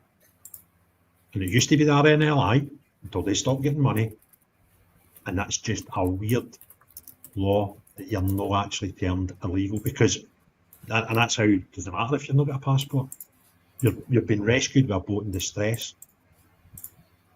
Isn't it mental? Snack bar operative. By the way, Craig, what's your opinion of the Greens only getting 12% of members to vote for their new clowns? It probably, I don't know what the average would be. If that's not, it might be normal, but it's certainly low. And the quality, I don't even know who was up for election. I know Ross Queer, he won, and the other Olympic woman. But, they've only got like 5 or 6 MSPs. And I don't know if some parties have a rule that your leader and co-leader must be MSPs. So if they've got that in their constitution, there couldn't have been many up for election. So, and nobody's put a one up. Do you know what I'm actually going to do? If you bear with me a second, I'm just going to do this. Invite, copy. I'm going to stick into the comments the link. So I've started the podcast. And if anybody wants to come in, oh, Martian, come on, Martian. Right, I've just stuck the link in. And Alex saying that's not even a communist law. I know it's an old law, and they just like the Tories were picking them up to see as well. They're all culpable of this, culpable, whatever the word is. But I thought that was a mental thing when I stumbled across it the other day. By the way, did you see that? Basil? What? Sorry? Did you know about that? About the law? No, I had no idea. No idea. Never heard of it before. I was going to say, by the way, did you see that video that went viral of that Muslim guy in Germany the other day? Saying, when we become the majority, we will take over Germany by force. German laws will be replaced by Sharia law. If anyone stands against us, we will attack them. Christians and Jews will have to convert or leave. I was on camera, mate. I was like, no way. Absolutely mental. Scared. And Elon Musk retweeted it saying, I believe him. So, he's got a good point for Basil. Can you ask Basil if he plans to use that new profile picture I made for him, Craig? Which one was that again? When we were on space the other night, and we were talking about that. Was it the Freemasons one? Aye, brilliant. Aye, brilliant. Do you know what? If you can send it to me again, Nori, I'll save it and I'll put it as my profile picture when I come on Craig's next live next time. In fact, I'll do it now if you want. Send it to me. I don't know how you can get my DMs are open on X. Send it to me and I'll I'll put a picture now. See the space? It was in the space. Was it? I don't know if you can go back. Oh, mate, when was that? I don't know. Was it you phoned me up? It was one afternoon and you just went, I'm a bit bored, will we have a space? And I jumped in. I can't remember, mate. Nori, send it to me on DMs. My DMs are open. Send it to me and I'll put it on the thing. Yeah. I was a horrible video as well from West Yorkshire today. There was a Muslim family and the home was getting battered in by the police, right? They were breaking the door down, right? Turns out that the dad he didn't like the dog in someone's neighbour's dog because obviously apparently they don't like dogs anyway, and I killed the dog in front of the neighbour. It was like really bad apparently, and that was in Cayley, West Yorkshire. There's loads of problems there now, by the way. West Yorkshire's going like bandit country, honestly. You should go down there and do a document, mate. That's where Savile Town is. You should go down there and do a documentary. I was actually meant to speak to John, right? Because John was talking about leaving to go down to London on like Wednesday or something and do a few stops on the way down and then coming back, maybe away for a week just to get there for the Saturday. And I kind of was getting my head going and I thought, he could do 2 or 3. He has to because of his health. He's like, he couldn't do the journey in the one. And I thought I could just bugger off Wednesday night or something and just pick 2 or 3 places and do a wee mini tour. Walk England. Just unrecognisable, mate. Unrecognisable. So many places around there. You walk about and you're like, if it wasn't for the weather and the architecture, I would be forgiven for thinking I was in a foreign country. And I don't say that lightly. They don't speak English. The shops are English. Carol saying, next steps are you recruiting your cabinet at the protest. I wonder if that's aimed at me, Carol. Aye. So aimed at me. Aye. I've got no. I don't think I'll be the first minister of Scotland, to be perfectly honest with you. I will not be winning the election, but if anybody fancies standing and they wouldn't mind doing a bit of campaigning to try and get herself into Hollywood, just let me know. Aye. Right. What we're doing actually, I think I found a couple of people that want to be candidates through going to the protest. Have you really? Yeah, brilliant. People just came and spoke to me and went, look, I was a kind of thinking. The first thing I say to them is do it, right? But what you need to do, first of all, is you need to make sure, don't just join their party because I'm in it. You join their party because, Norris saying check your DMs, mate. Make sure that you like your party, look at the policies and stuff. There's a new green paper coming out. I think it's the 11th of September, Basil. Without giving too much away, I think you'll quite like it. What's it on? I don't even know if I'm allowed to say. It's embargoed. Right, okay. They put out in a video, energy. All right, okay. Cool. I'm guessing it's drill, baby, drill. I can't hear too much away, but I'm sure you'll like it. And do you know who I'm kind of waiting to hear feedback on? It's David, because David's right into energy. He kind of knows how it works. He was involved in it for a long time. So I'm looking forward to seeing him. That was the chant I heard quite a lot on Saturday over at Falkirk. Was brilliant, by the way. There's a good idea. Craig First Minister and Johnny Health Secretary. That would sort some stuff out, wouldn't it?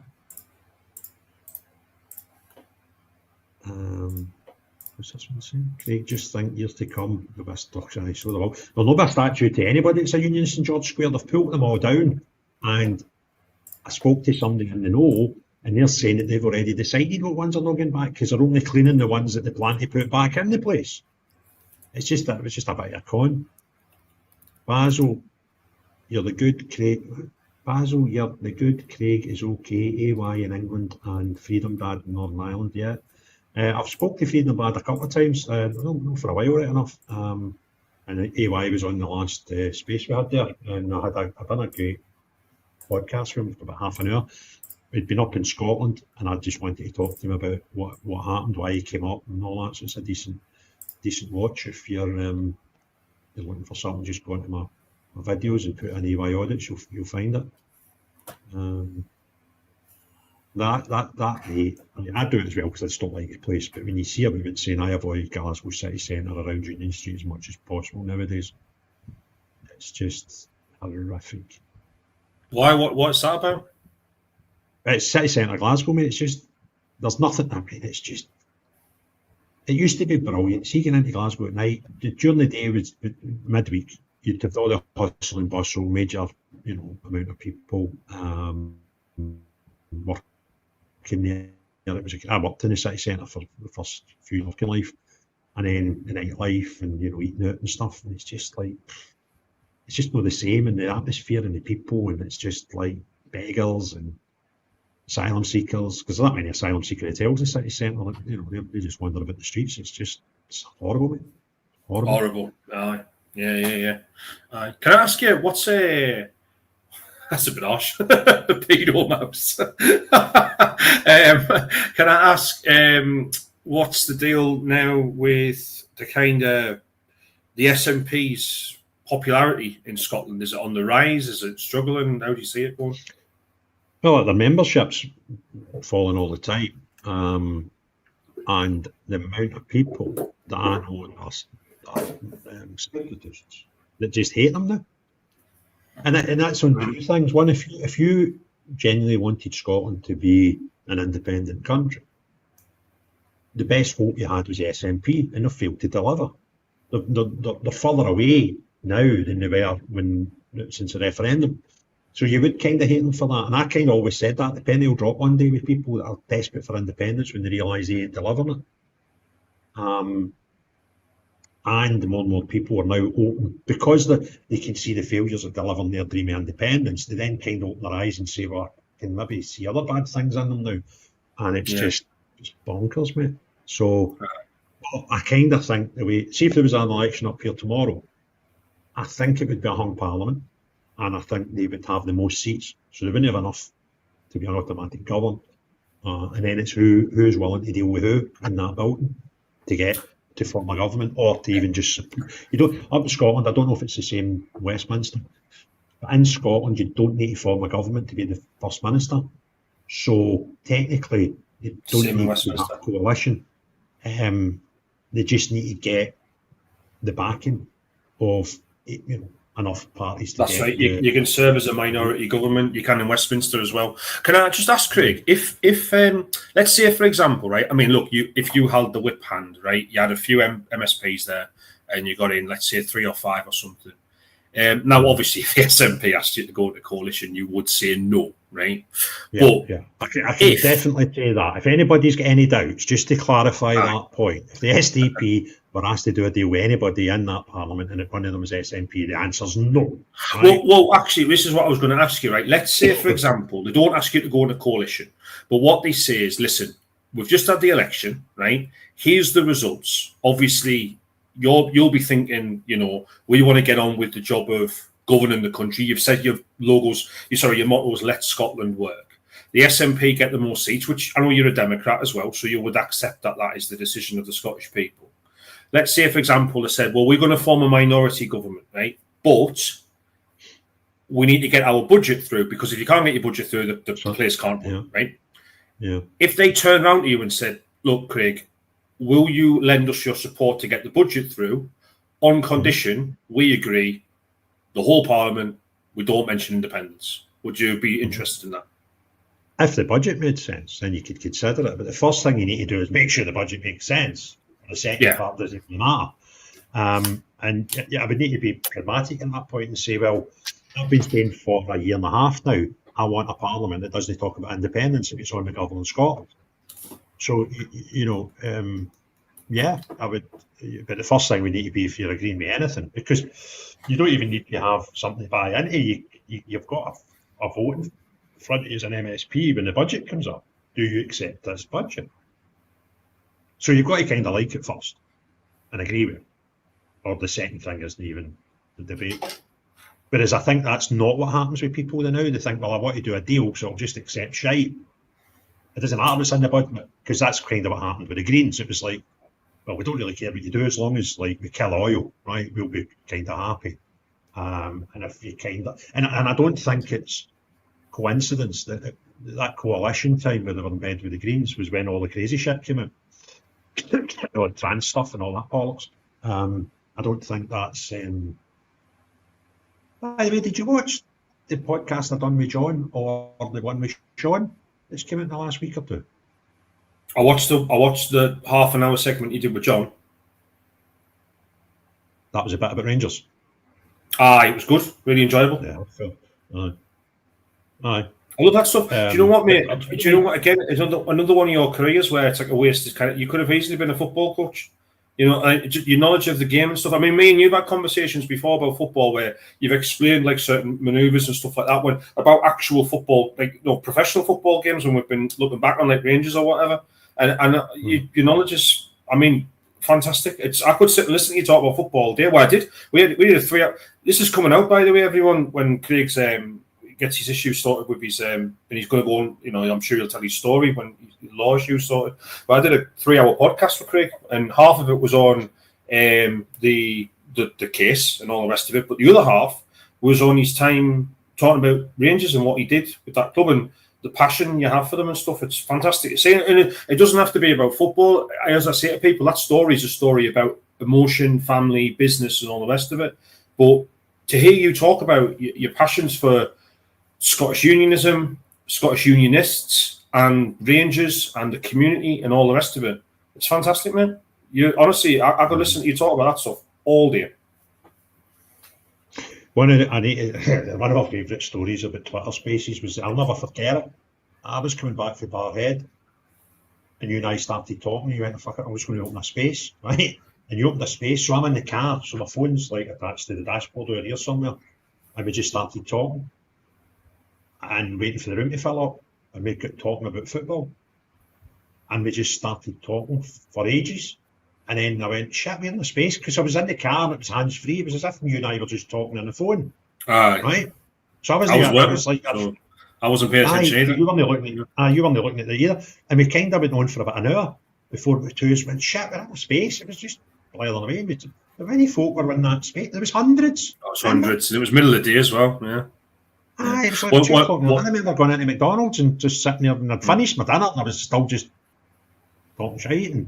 Well, two other great spaces we had, right, will always stick out for me, was one where me, you and Mark Zegfeld went through the SNP's history.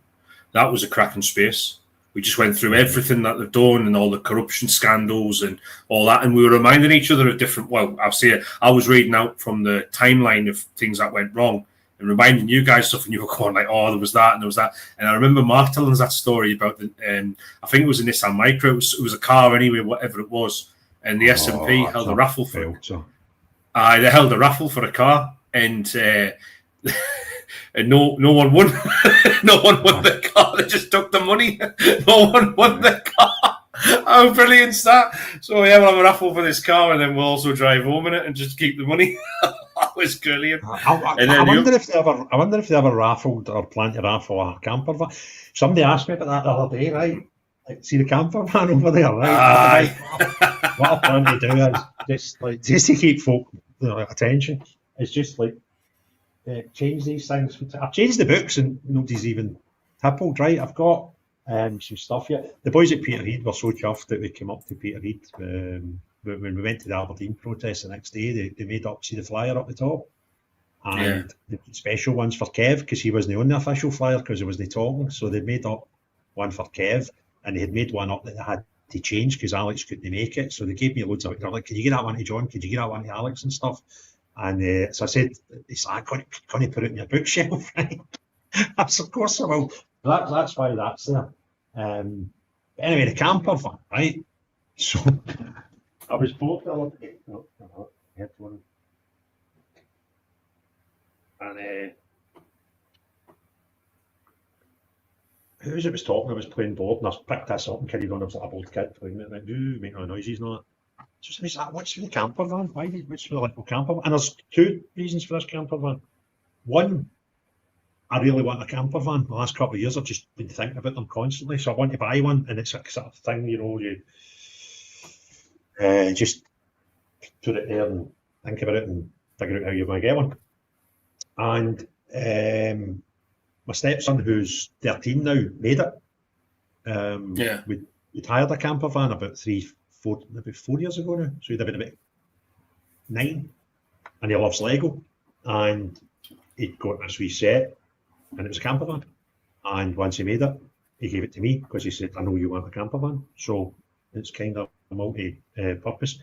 And I put that there, and I just see this camper van and keep reminding myself of getting hearts together, cool. Get some money together, get a camper van. So I've got a wax melt. My dad was a mad Star Trek fan, and I was moving stuff about the house a while ago, and I forgot about his love for Star Trek. What's this whole? I'm not a Star Trek fan. I kind of don't like Star Trek. I'm not even neutral on it. And it's a box set of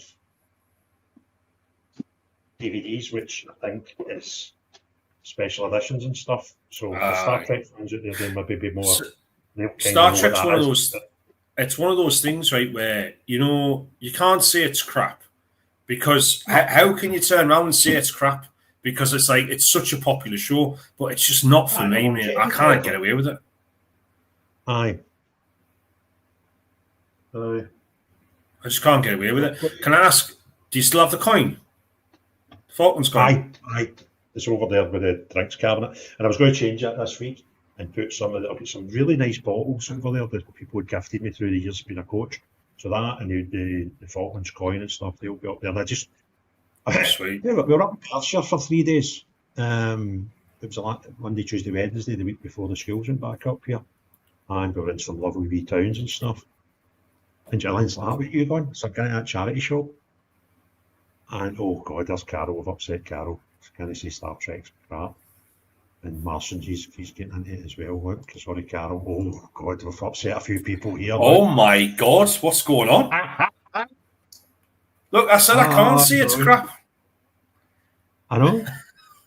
I did always prefer Star Wars, but even that's crap nowadays. So what can I say? You know what I mean? So Gillian was like, what are you doing in the charity shops? I was like, I just to see if there's any stuff. I'll just be on it.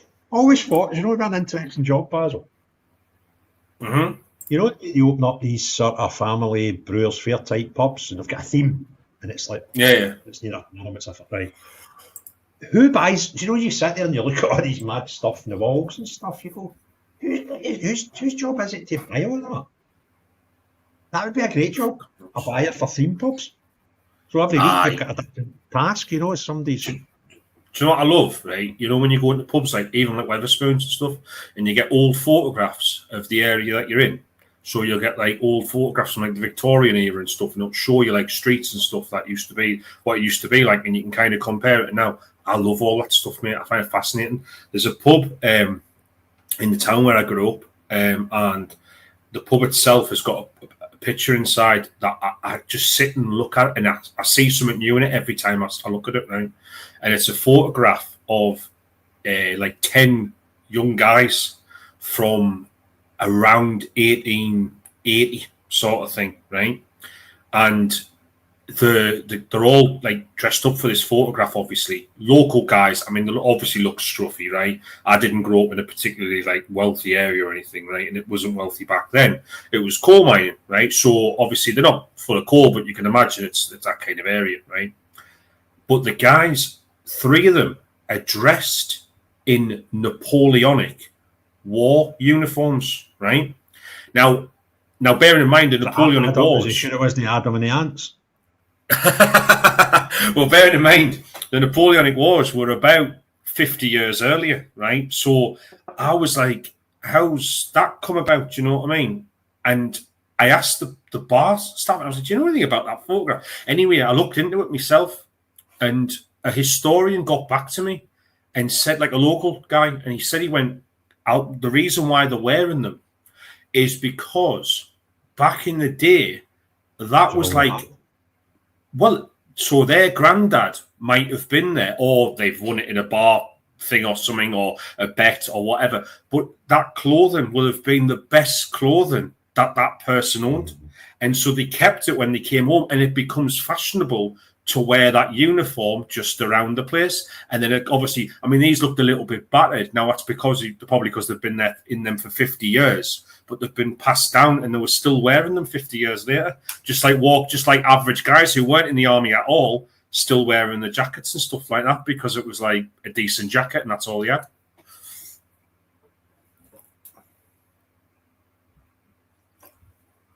You're on mute. Hi. Calvi, thanks very much for that. Somebody's got a free membership donated to you for the channel. And Marcia's not happy with you, mate. What's Martian said? He's not letting you away with it. Well, you implied it. Star Trek was crap. Implied it, right? Here, what I will say is the new movies. You implied it, right? That's enough. Martin's just the first 2 I thought were decent. The new movies. We've started the whole thing here, look. Voyager probably my favourite. I've got no interest in Star Trek, the TV shows. Just wow.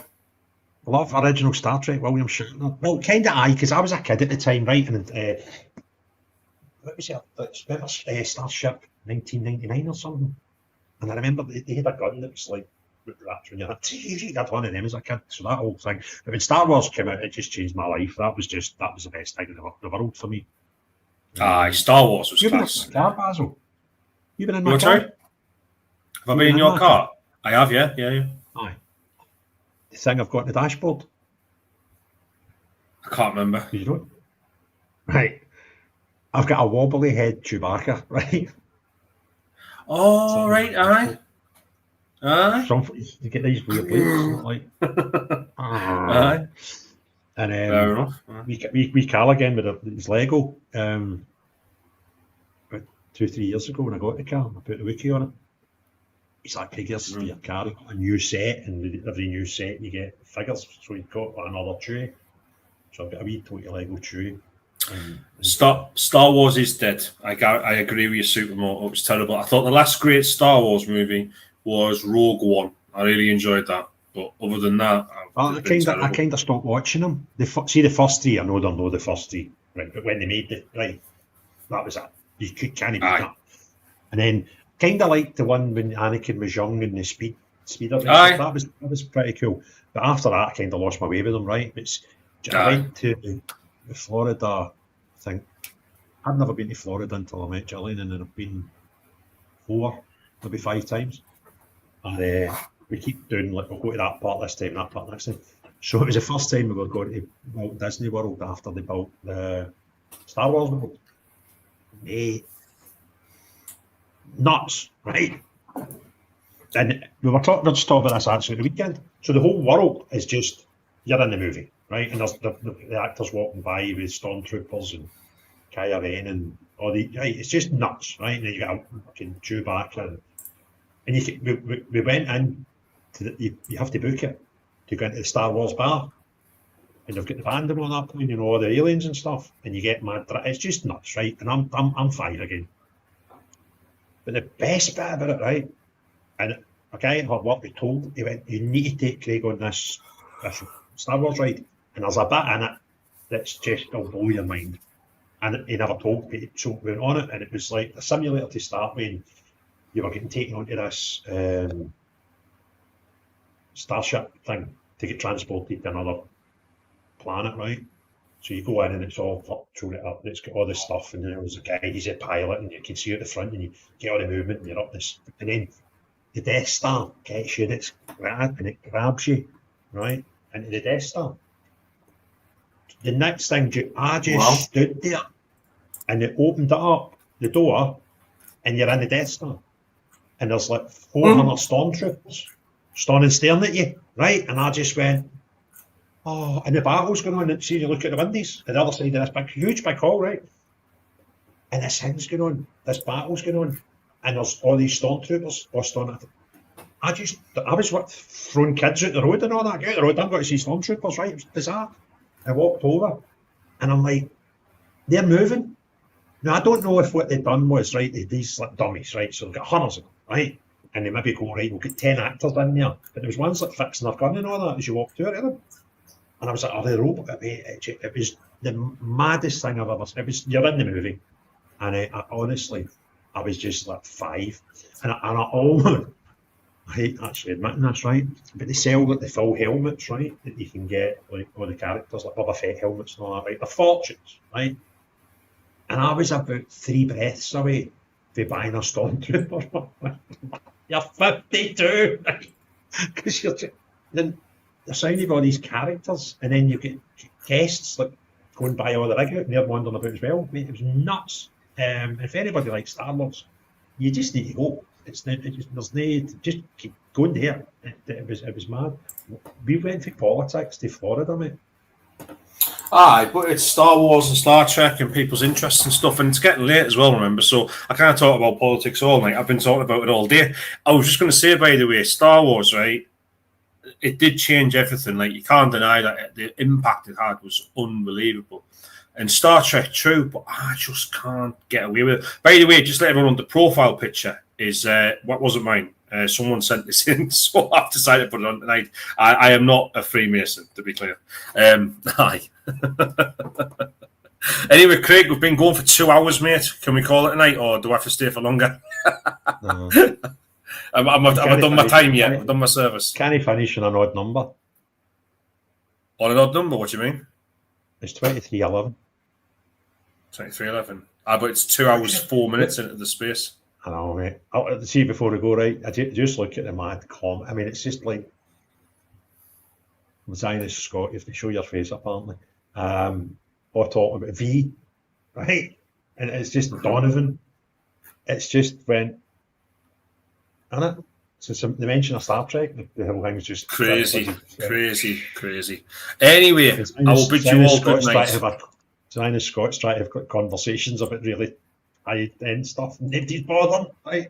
Aye, so we'll call it a day. Listen, Basil, thanks very much. And, it's good to get you on to do what we were planning to do, but we never kind of got there. We wanted to talk about Tommy thing, how it came about. We'll talk about that again some other time, I'm sure. So we've sort of done that, and then I was wanting to just do like we've done the other night, went through your timeline, because it was quite funny doing that. So kind of we'll do it again some other time. So and Martian, he quite likes Picard season. By the way, I'll tell you a funny story, right, just before I go, right? So I was holding a space one night on Twitter, and very much like this, it was in the late hours, right? And it was just called like nighttime chat or something, which I do. And I might actually do one tonight. And sure enough, 2 guys came in who were Doctor Who fans, right?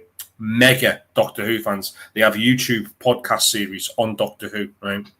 And so they end up talking about Doctor Who. I end up talking about Doctor Who. I know nothing about Doctor Who, right? Other than I used to date a girl years and years and years ago who was mega into Doctor Who. And I was like, is David Tennant still there? And they were like, what are you talking about? And all the rest of it. And I was like, listen, I think Doctor Who's rubbish. Anyway, they turned around to me and they went, listen, Basil, we will pick out the 2 greatest episodes of Doctor Who ever. You go and watch them, and we promise you, you will be a converted fan, right? And they're like, no, we promise you, these are the greatest episodes of Doctor Who ever. Mate, I watched them. They were absolute shite, right? I've never been so bored in my life, right? These episodes were terrible. And I actually made it, got into space next night, and I went, I'll just let you guys know, right? If anyone heard that space night, these episodes were crap. And I'll tell you why. They were shockers, man. I was bored out of wits. I fell asleep during one of them, watched the rest in the morning. It was absolutely appalling. That show is crap, and I'll fight anybody who says otherwise. Anyway, I'm going to bed. Well, I'm not going to bed. I'm going to live off this life. I need to go to bed, and I'll tell you why. I've got a very important person to interview tomorrow. Right. You know who it is, and it's tomorrow. I do know who it is, yeah. Me. Yeah, I'll be on again tomorrow morning, guys. He's interviewing me. No, you are. When are you going to reveal who it is? Well, see, I've done this before, right? Bear in mind, I started podcasts, all I'd done was interview people before I started bothering with politics, right? And I would go, oh, by the way, guys, my next guest is Charlie Miller, who's an ex-Rangers player, right? It was all Rangers stuff. So you'd finish one podcast and then you'd go, and my next guest coming up is Charlie Miller, and we're seeing Charlie Tuesday. But something would happen, right? And it would get put off, and then you'd end up with Bob Malcolm and censor, right? And I went, you know what? Stop telling people who your next guest is, just in case it. Aye. You know, something could happen tomorrow. He could get a phone call. He has to go here or there. Or, do you know what I mean? So I kind of don't do that anymore. I kind of get them in the bag, and then go. Yeah, you're right to do that. By the way, I don't think that yours will fall apart tomorrow. But you know the big guest I have on for later this week. Yeah. I pushed it back to next week. Oh, shut up. See, that's what I'm saying. You said, and then people start going, oh, you look like a bit of a tadger because you said you were getting such and such on. And I get caught out once, mate. There's Gorilla. None. Don't know anything about politics, mate. And I know what a libertarian is now, thanks to you, but David, so thanks for that. We're eternally grateful. I told 2 people in the world about a top secret guest I was getting, a football-related one. And within an hour, he heard about it. And never ever done the podcast.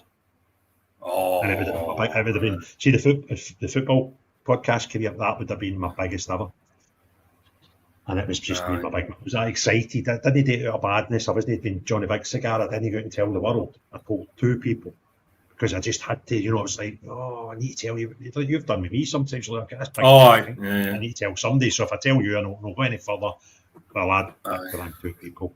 And within an hour, I never got to do it. Can I just ask, when LEG's put, sometimes I forget Basil isn't actually an adorable mouse and I want to boop his schnoz. Now, that's a punch on the nose, right? What? Boop. LEG85 put, sometimes I forget Basil isn't actually an adorable mouse and I want to boop his... Wait, how far back are you going here? 11:15, a minute ago.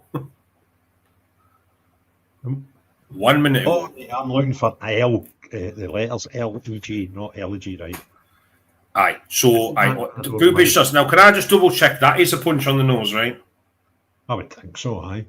Aye. Schnoz Okay, is... sure. Aye, fair enough. How's my mic, by the way? It's great. It's got a picture of you on it. Joe, look, there's Joe with some groundbreaking news. No! And I thought I was talking to a Celtic fan this entire time. Wow. Aye. I'm not sure. I'm not sure what I'm about 55. It never ends, does it? It never ends. There'll be someone sat there on your death date. It'll be like, oh, that orange bastard. It'll just never ends, does it? You know what I mean? Never ends. I don't care. It was something, right? And I can't remember who it was talking about. It was after I said I was going to stand for election, right? And you'll stop talking about Rangers. It's like, well, kind of no stop talking about Rangers, right? But I kind of got the thing, if you put in Craig Houston Rangers into Google, you'll find 1,000 stories about me. But there's no point. Mm-hmm. And why would you pretend you're not a Rangers fan? That was just a really crazy thing. And then I considered, we live in a society where normally if you're west of Scotland, there's a 50-50 chance you'll support Rangers or Celtic, right? But when you get into politics, you'd be hard pushed to find one person who just goes, I'm a Rangers fan, deal with it. Can we just talk about politics now because it won't define me? And what I have found really heartening now, particularly with the protests and stuff, is the amount of people that don't support Rangers and they support Celtic and Aberdeen and stuff that are just like this. We're on the same thing. It's bigger than that. I'm not saying nobody cares. You still have passion for your the football team, but it's no your definer anymore. But there's more important battles, and I kind of think. I did consider it when I thought I'm going to stand for election. Well, anybody that's not a Rangers fan, like, vote for me because of my past, and then what are you worried about? You get some people that do have a pop at you, but it's ones that don't. They wouldn't be listening to you anyway. It's just another thing to throw at you, right? You're a racist. I kind of think Danny Boy's taking the piss here, right? If your name's Danny Bahoy 67, you don't need to ask that question, right? So I kind of think it's only a problem for people that it's a problem for. You know what I mean? And if that's how you're going to base who you vote for, then it's you that's the problem, no me. Do you know what I mean? And and I don't care what football team somebody supports or what religion they are or whatever. When you're serving in politics, you kind of need to serve people. So it's not going to be a problem for me. And I kind of think we're over it. We're actually over it already. Mm-hmm. But John gets some pelters. Because John, Kevin, and even Stephen Rennie up in Aberdeen, we started the podcast today and there was only 4 years in the room and the 3 of them are Celtic fans. Right? Now, one of them's organising protests, one of them's the most passionate unionist, anti-SNP and all that. And John, and like, nobody cares. It doesn't matter. So, it's bigger than that now. And I think what we've seen over in, like, even Ireland, in Northern Ireland, where symbols and emblems are really, they probably mean more there than most other places in the planet Earth. People are actually putting that to the side. Because they're going, this immigration thing's a bit tasty.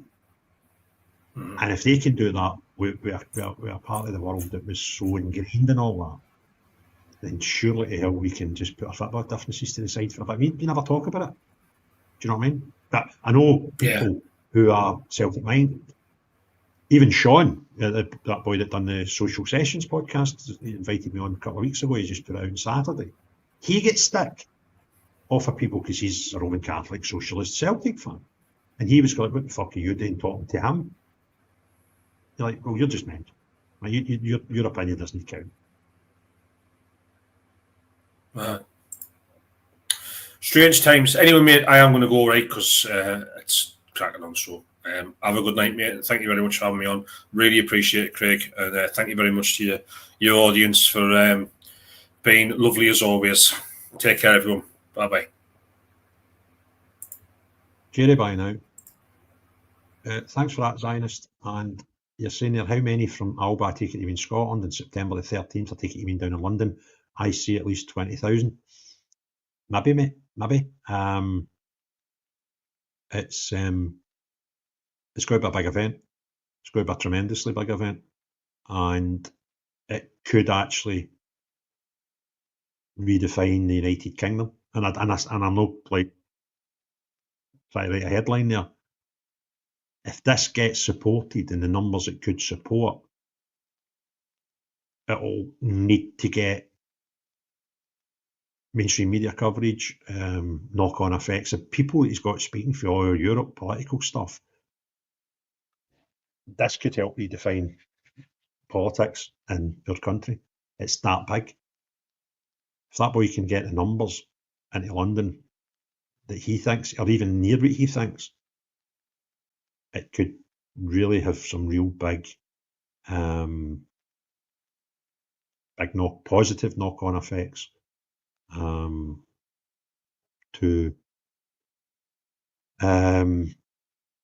what happens in the UK going forward. Norrie, he reckons it'll be over 100,000. Maybe a bit gallus, but who knows? Who knows what we've got here?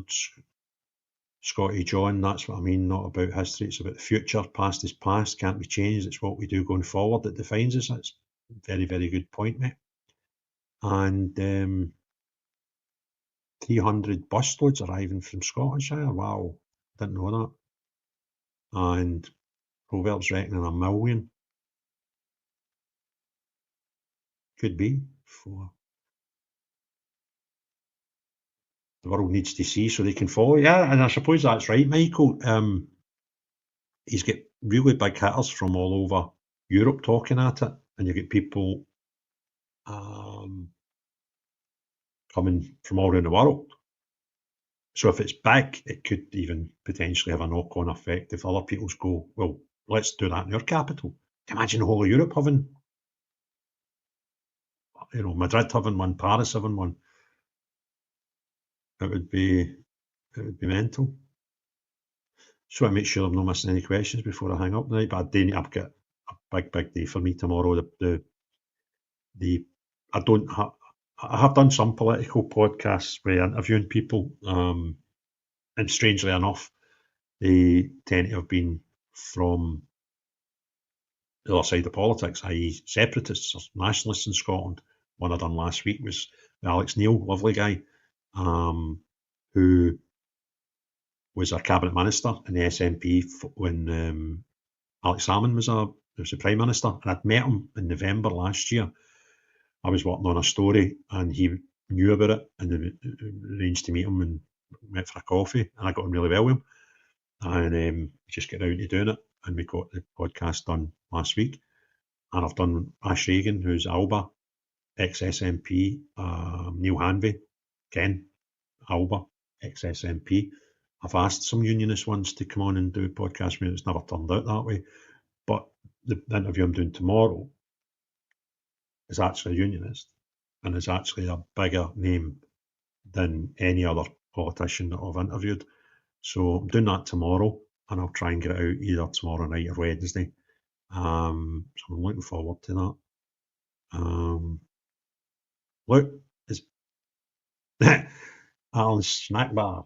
There was a young lad at the protest in Falkirk, and he had a board, and he had all the A4 wee posters he'd made up. And one side was about the council. I think one side was about the council, and the other side was about the government in general. And then top left, there was one about the gun platoon, right? And I was like, you, where did you get that?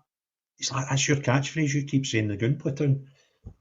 Big Kev loves me talking about the gun platoon. So I'm wondering how many of the gun platoon are there.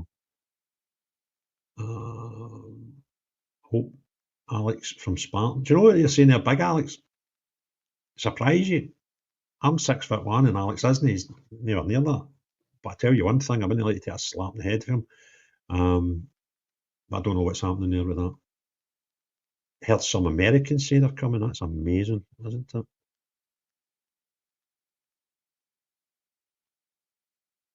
Up at 6 or 1.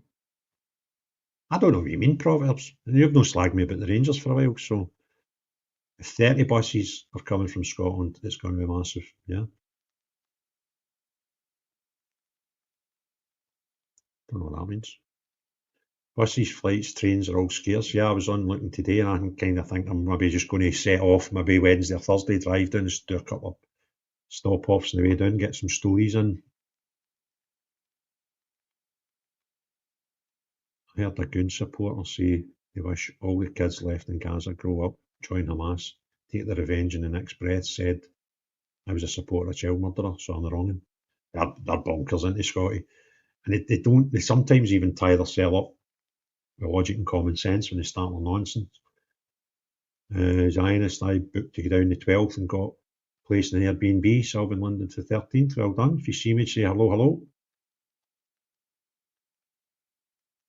That's a good point. Trump, Vance, and Elon have our backs more than the EU. Yeah, I think it's frightening that we actually consider if it really went wrong in the UK, would the Americans come and bail us out? Isn't that a mad notion that people are even thinking like that? Trump, Vance, and Elon, loonies. I think that's about the Goon platoon. And you're right, Maz, they have no logic, I suppose.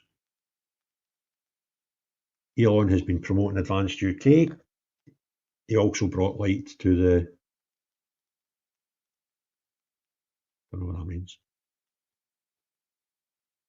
Mental, I couldn't say, believe it, Craig. I was in knots and angry at the same time. Deluded isn't a word. I might get charged for breach if I say hello, Craig. Aye, well, that's true. I saw a picture of the Perth counter protest, half of them in Perth. Yeah, and there was, I put a tweet out about this. And it was, they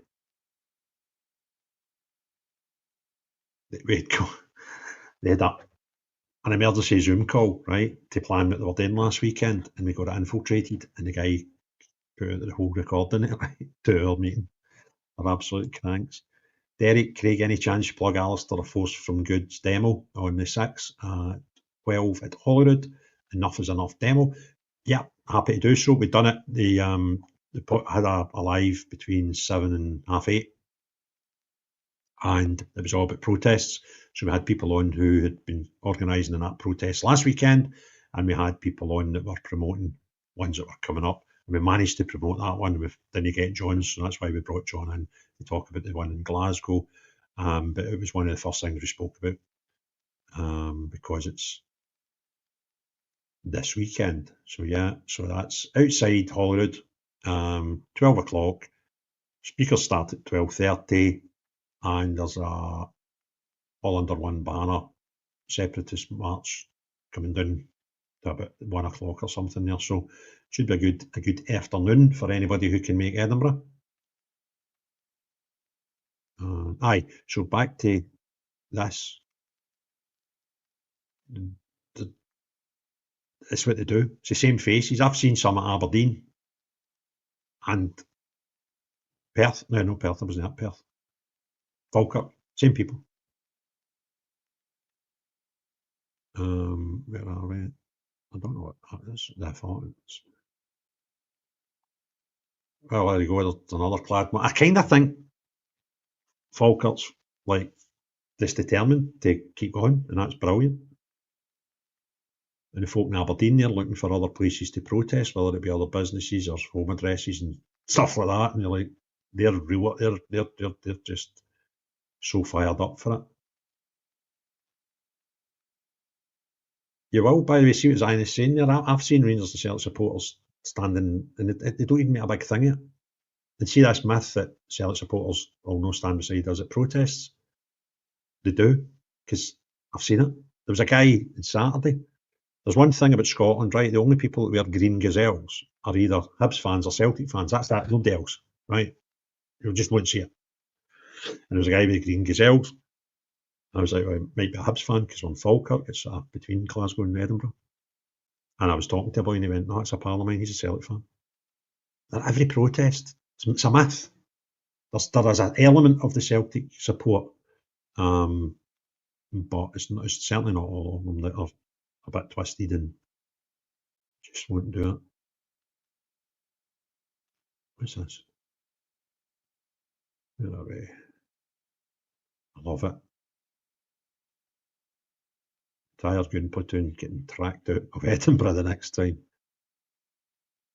To be fair, I seen one Celtic top at Falkirk. I think it was a young girl. I seen one or two Rangers tops. I seen a few Scotland tops. But what I did like was I seen adults, probably about half a dozen, with Falkirk tops. Because at the end of the day, it's the local people that have, were there. I'm not there starting protests. I'm there supporting these people.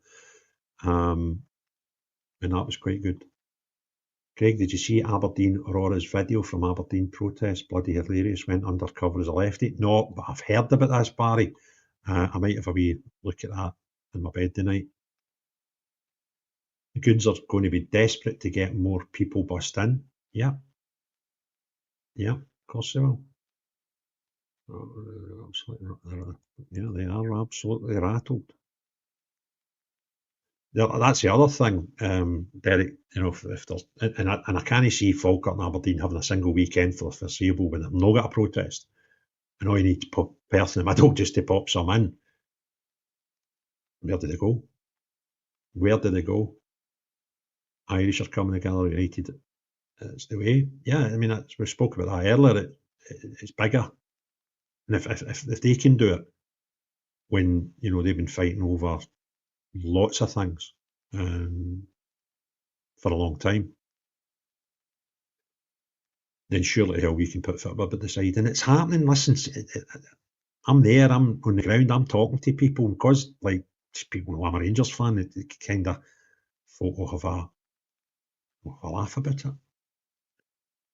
So do you know when I went down to London for the Protect the Children march about 2 months ago? Can't remember. Anyway, I went down for that. Fantastic day. And we met at Sloane Square, I think, or Russell Square. Can't remember where it was set off and then walked into Whitehall. So we're in the park, gathered, well before it was due to start walking. And I was getting my camera out and started taking some footage. And this boy came out, Union Jack. How you doing, Craig? Edinburgh accent. So, how you doing, mate? See, I watch your videos, blah, blah, blah. I thought, oh, thanks very much. So we got talking, and I was like, I take it you're a Jambo. So I know I'm a Hibs fan. A Hibs fan. A Union Jack. At one of these marches in London. It's fantastic. So it is happening.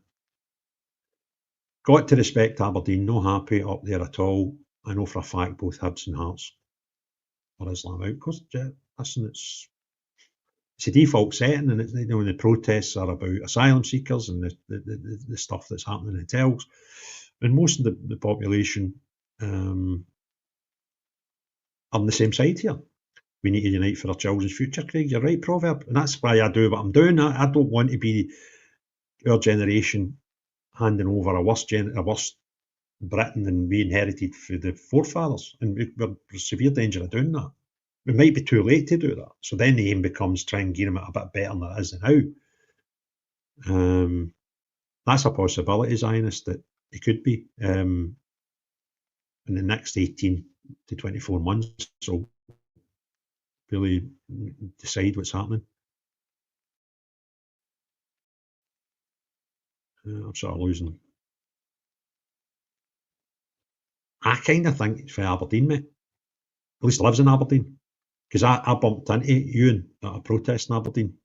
I was like, that's such and such. And one of the guys was saying, aye, Bonnie Boy's for Aberdeen. So he goes round the now and he's videoing himself going into changing rooms and toilets to say, aye, nobody will tell me where I'm going to pee and try on dresses. So I'm kind of sure he lives up. It might be Edinburgh originally. I don't know the answer to that. Try to get caught up with the message and then just call it a day.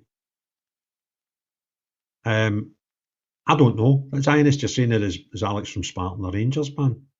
That's bonkers, isn't it? Because, 4 years ago, it would be the first thing that guys spoke about. Now there's that much shite in the world that it's kind of... I don't know. I don't even know if he's into football. But I know he's sick of it. The nonsense that going on about football. Wait till Holland reconvenes for recess. He swear I'm yawning. On about welcoming refugees, of course he was.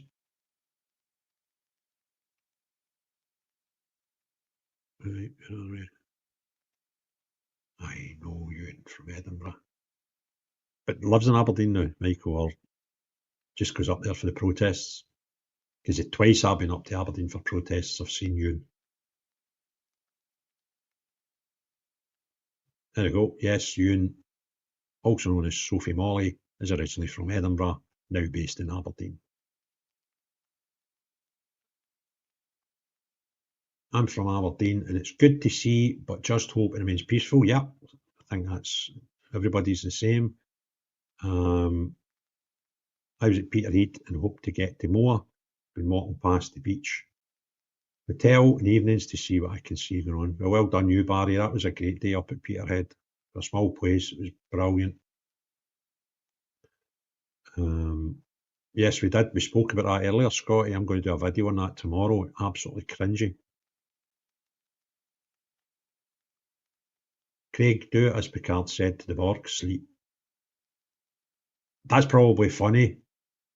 I've not got a clue what you mean. I genuinely... It was funny because my dad was right into Star Trek, as per the videos over here could just show. I kind of like Spock and all that, the original ones with the flares and the high waisters and that. And I think I went to movies to see maybe the first couple of the movies. I think after that I lost my way, so I don't know. But Mum and Dad loved them all. Oh, them all. Right, I think. Anytime you wardrobe me. Obviously, and Craig will have to go back. Yeah, I've done 2 lives tonight, Scotty, so might have missed some stuff. There's nothing happening in Paisley. Well, I know, and I know there's at least one, the Watermill, which has been lagging its tail for a long time. But what sort of kickstarts these lumberjack is when there's issues, right? Like we had at Falkirk where there was 2 young girls and a 32-year-old man. I don't want to say the words because it gets your channel doxed put in. And it spurred the communities to go, no. So unless Paisley's been lucky, I don't know the demographic of the people in the hotels in Paisley. If they're more family orientated, then there's less chance of these things happening. But or they might just be lucky. So thanks for clearing that up, Scorpion. Paisley's full of separatists, that's why. Maybe aye. No Sophie Molly, Craig. Paisley must be SNP. Well, this is a mad thing, right? Paisley voted in that. What is her name? That crackpot. It was the Kit Kat muncher. Remember her? Who's her name? SNP MP. Somebody stick it in the comments. It's getting late. They actually voted her in. Remember, she was the youngest MP for ages. And pretty bonkers. So they're obviously proper party when you can vote somebody like that as your MP. You've said to you a few times, Craig Watermill. Yeah, I know the Watermill. I've been past it, but I've not heard if there's many issues because of the Watermill, which is maybe why nobody's bothered protesting. But if there's anything ever going on at the Watermill, being born and bred Renfrewshire, I'll be there. Tools are to get on in life, weapons to hinder people's lives. Right. I nearly had her name. What's her name? Her that used to go to Westminster every day in the same suit. I think she was in there for 12 years in her dad's suit, her dad's funeral suit. You know, the black one that he had. The Normandy, shut up. Seriously. That's technically Renfrew lumberjack, but that's kind of close for calling it. Mankey Black, that's that.